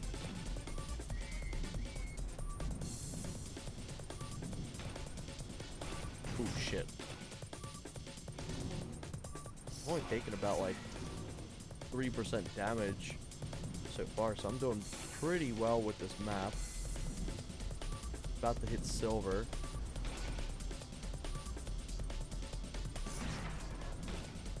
But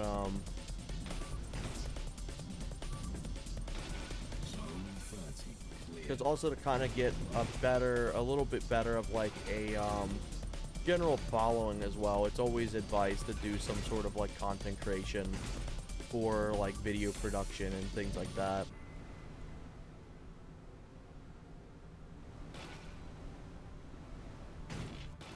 But generally making videos is something I've not really ever really touched too much on.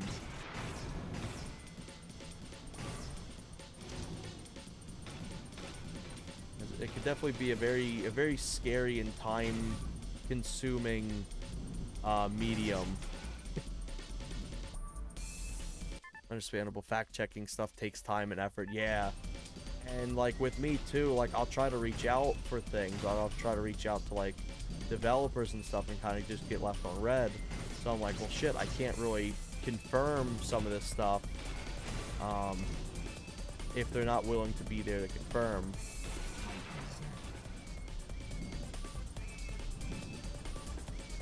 So it definitely makes it a little rough on that aspect too, because I'd rather go to them for the confirmation stuff than to rely on like a Wikipedia or some shit.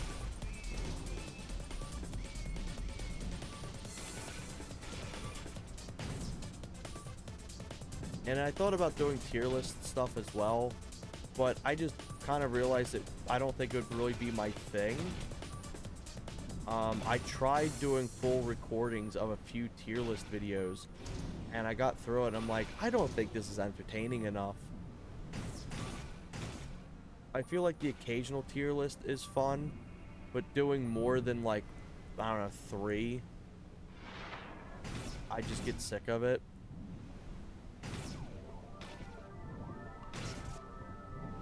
And if I was to do tier lists, I'd rather it be like more personal opinion than like ranking stuff. Like, oh, what's like ranking the perfect dark weapons? Yeah, the Farsight's gonna be #1. There's no surprise to that. What I'd rather do though is rank like the aesthetic design of the weapons and what I think was like my personal favorite.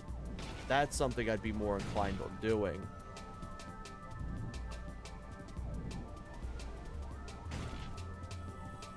So let me see this. Hence, lots of creators nowadays don't give a shit about it. Oh, yeah. Yeah, the tier list stuff can get old real quick. Both making it and, like, watching it. Like, there's... Usually, if I am to watch a tier list, it's because... it's the content creator I like usually puts out reputable content first. So like if I watch, let's say, Matt McMuscles do a tier list, it's because I really enjoy all of his content he puts out, because he genuinely does some fantastic videos and like little retrospectives, and actually has experience in the industry.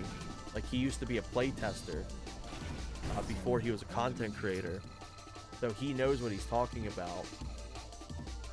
and he's also very reputable with his general content. So it's kind of like, yeah, it's really fun like watching his stuff. I think it'd be fun to see like where he ranks these things. But it's like if it's exclusively just somebody ranking stuff, then I don't really care to watch too much of it.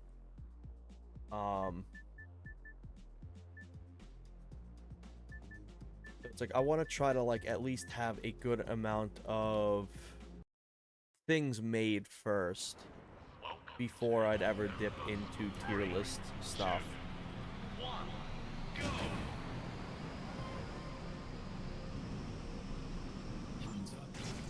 Shit.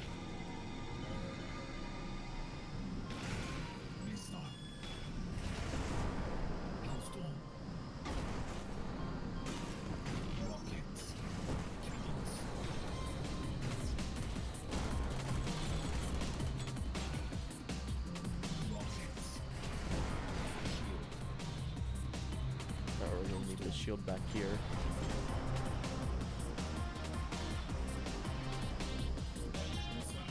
I actually wanted to do a video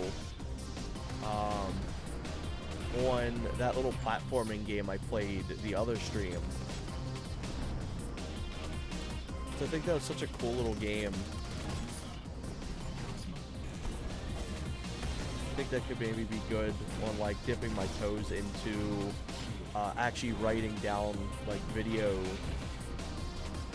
like related stuff.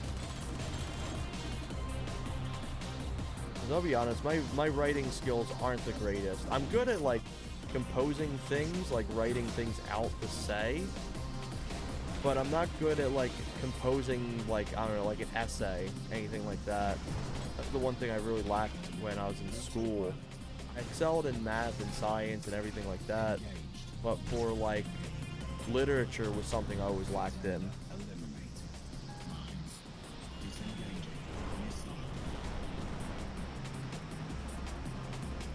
So it's gonna be a whole new unique medium for me.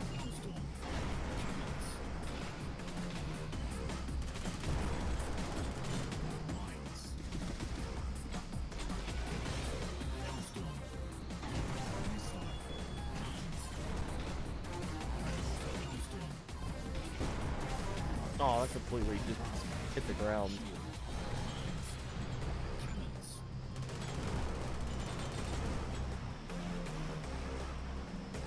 Event complete. Oh shit. 6th place, god damn. I think I missed that one. Yeah, it was this really cool little platformer. It's kind of like Super Meat Boy and Celeste. It was this very micro platformer that was like really, really solid. Struggle with that too. Poetry was torture, yeah. I could never get into poetry.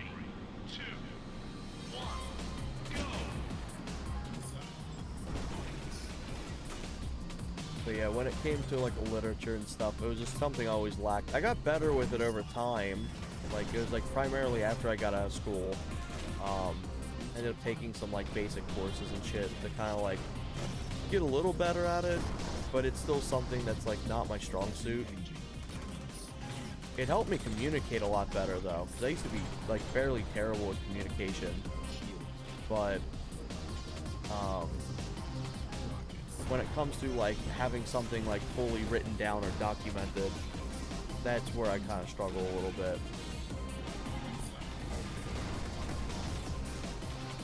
Because I always feel like I either don't provide enough or I provide too much.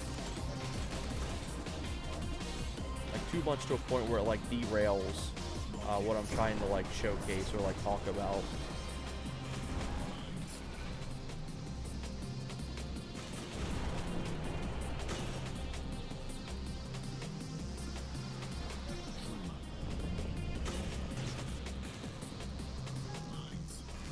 Autopilot engaged. Disengaging. Shit. Rockets.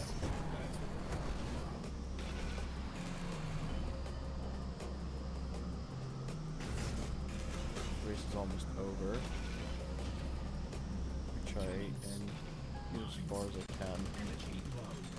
Energy critical. Contender eliminated. That fuck took me out last possible second. What a bitch. I still recall having to deal with a book full of neologisms. I have no idea what that even is. That sounds rough. Welcome to Arena Rush. 3, 2, 1, go! Oh, shit. Cannons. Rockets. I swear to God, these ships never die. Mines. Rockets. Mines. Cannons. I like the fact you can get audio confirmation that you hit them with your cannons. They had that little clink sound effect. Ooh, that sucked. Hellstorm. Mines. Rockets. Missile. Plasma. Ooh, I took one out. That plasma cannon, like, is a fucking nuke. That's the only thing I've been able to kill anyone with, is that. Missile. Mines. Hellstorm.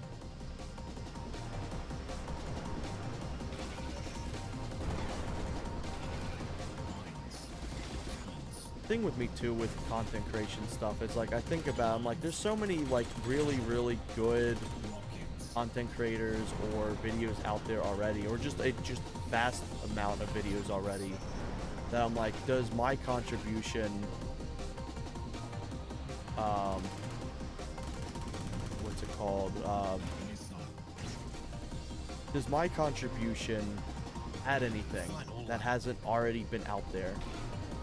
Also, fuck me, I'm last place. Holy shit. I'm getting, like, dusted hard in this tournament. This is, I think, the final tournament, too, so it makes sense, but fucking hell.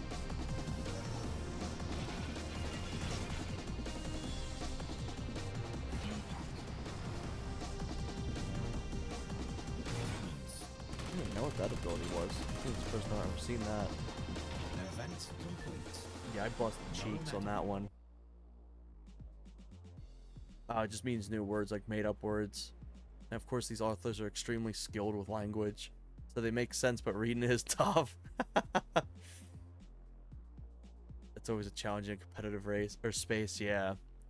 I'm like, I don't expect it to be like massive amount of views, but I'm like, is whatever I put out actually interesting enough? And it's like, at the same time, I'm always very hard on myself with this shit, and then I look at what's actually out, and some of it's genuinely just dog shit, and I'm like, if I put out something, it's got to be better than that. I've seen some pretty terrible videos where it's just like, it'll be like a retrospective comes out, it's like this thing is good because I say it is. Oh, okay, you gonna provide anything for it? Nope. Take my word. Like, all right.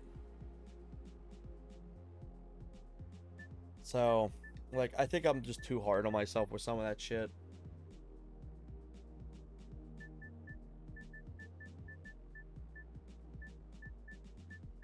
Not this damn level again. Thank you. Those took so much time. They ended up taking so much time too. I think if I do more of them, they won't take nearly as much time because of the fact I'll be doing it voiced. Yeah, I originally did it through text because I was like, maybe this would be easier for people to kind of like, because for me, how I like to do tutorial stuff is I like to have the screen paused with the text while I try to perform it. And then I realized it was funny. It happened after I released those videos. I was watching a video. I turned it on and I saw it was text only. And I was like, shit, I don't want to watch that. And I was like, wait a minute. That's probably how people feel about the videos I made. So that's why I went from doing the text to doing the voice. Plus, you got to do a lot more, like, spell correct checks and everything like that, too. And then I also had to time all the different layers for the text coming in and all kinds of stuff. But yeah, after watching somebody who wasn't myself, I was like, okay, I understand that, like, that was something I need to change up. At some point I may go and do like a revision video too, where I'm like, I just read it, maybe even turn it into shorts or something like that.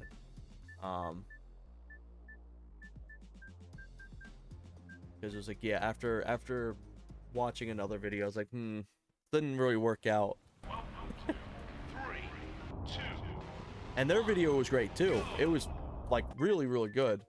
But I was like, fuck, it's like I gotta read this. I gotta, like, I can't just have it play in the background. It's something I have to take time into reading. Pausing and reading on top of that. Plasma. Missile. Tender eliminated. Rockets. Storm. Missile. Is that a knockout race? That person died immediately if that's the case.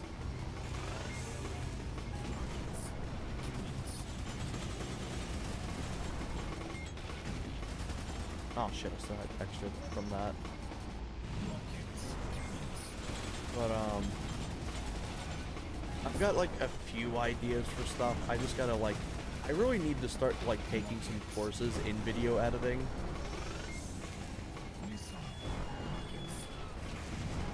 Because when it comes to the video software things, it's like it's something I've barely had any experience with. Autopilot engaged. Final lap. Disengaging. Mines. Taking out a lot of people with this. Mines. Cannons. Mines. Rockets.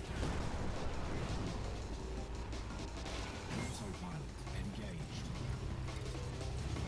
I'm gonna do some tutorial videos for the add-on. Yeah, that'd be really nice. Disengaging. Event complete. So I feel like for first place. I feel like for GoldenEye and Perfect Dark, there isn't really any form of tutorials that like actually really hold up. That, or like by the time the tutorial comes out, there's a lot of internal things that change, like with the editor and stuff. And I feel like there's not really enough like deep dive stuff. The most you kind of see with these communities is just challenge runs or speed runs, and that's kind of it. And they're cool, they're fun, but there's such a massive part of the market that's kind of just missing. As if you look at a lot of other communities, there's always a little bit of everything. You got the speed runs, you've got the challenge runs, you've got the content creators that focus on like numerous aspects. You've got the modding content creator that like talks about mods, works on mods, showcases mods.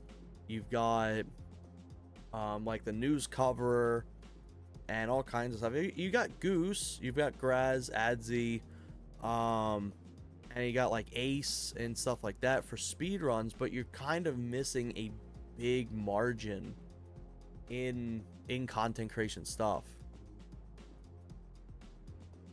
There's a software called Shotcut. Yep, I actually use that. So does Adzi. It's very reliable. It's really, really nice, especially if you're kind of getting into video stuff too. All of my videos actually come out through Shotcut. But like when I say I'm very inexperienced with video making, I actually use OBS to record my voice lines, and then I convert the successful ones into audio. Like, I don't use, like, sometimes I use Audacity, but most times I don't. I just use that because I'm just that inexperienced. But I just need to kind of sit down and actually learn it. 3, 2, 1, I go. like this vehicle. This vehicle actually is pretty cool. I like it.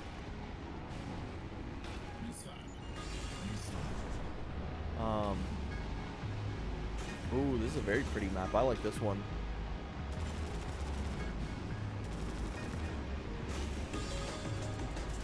One thing I'll say, which is really funny, is it's very easy to critique things as well. Like, let's say somebody does a video, and you're like, oh, personally, I would say this, and I'd say this. But having the thought of I would say this versus coming up with the thing yourself is a lot harder than people actually realize. Perfect lap. Because for me, if I watch something, it's way easier for me to be like, oh, I would say this, I'd say this. But if I was to pull like raw ideas out of my own thought process, it's so much harder to convey into a video.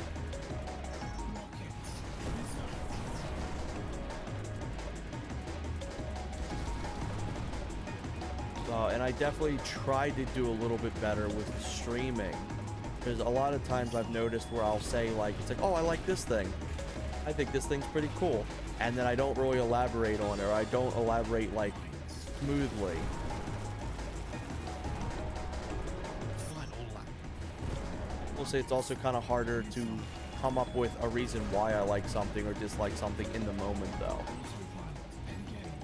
But that is something I actively want to try to get better at talking about too.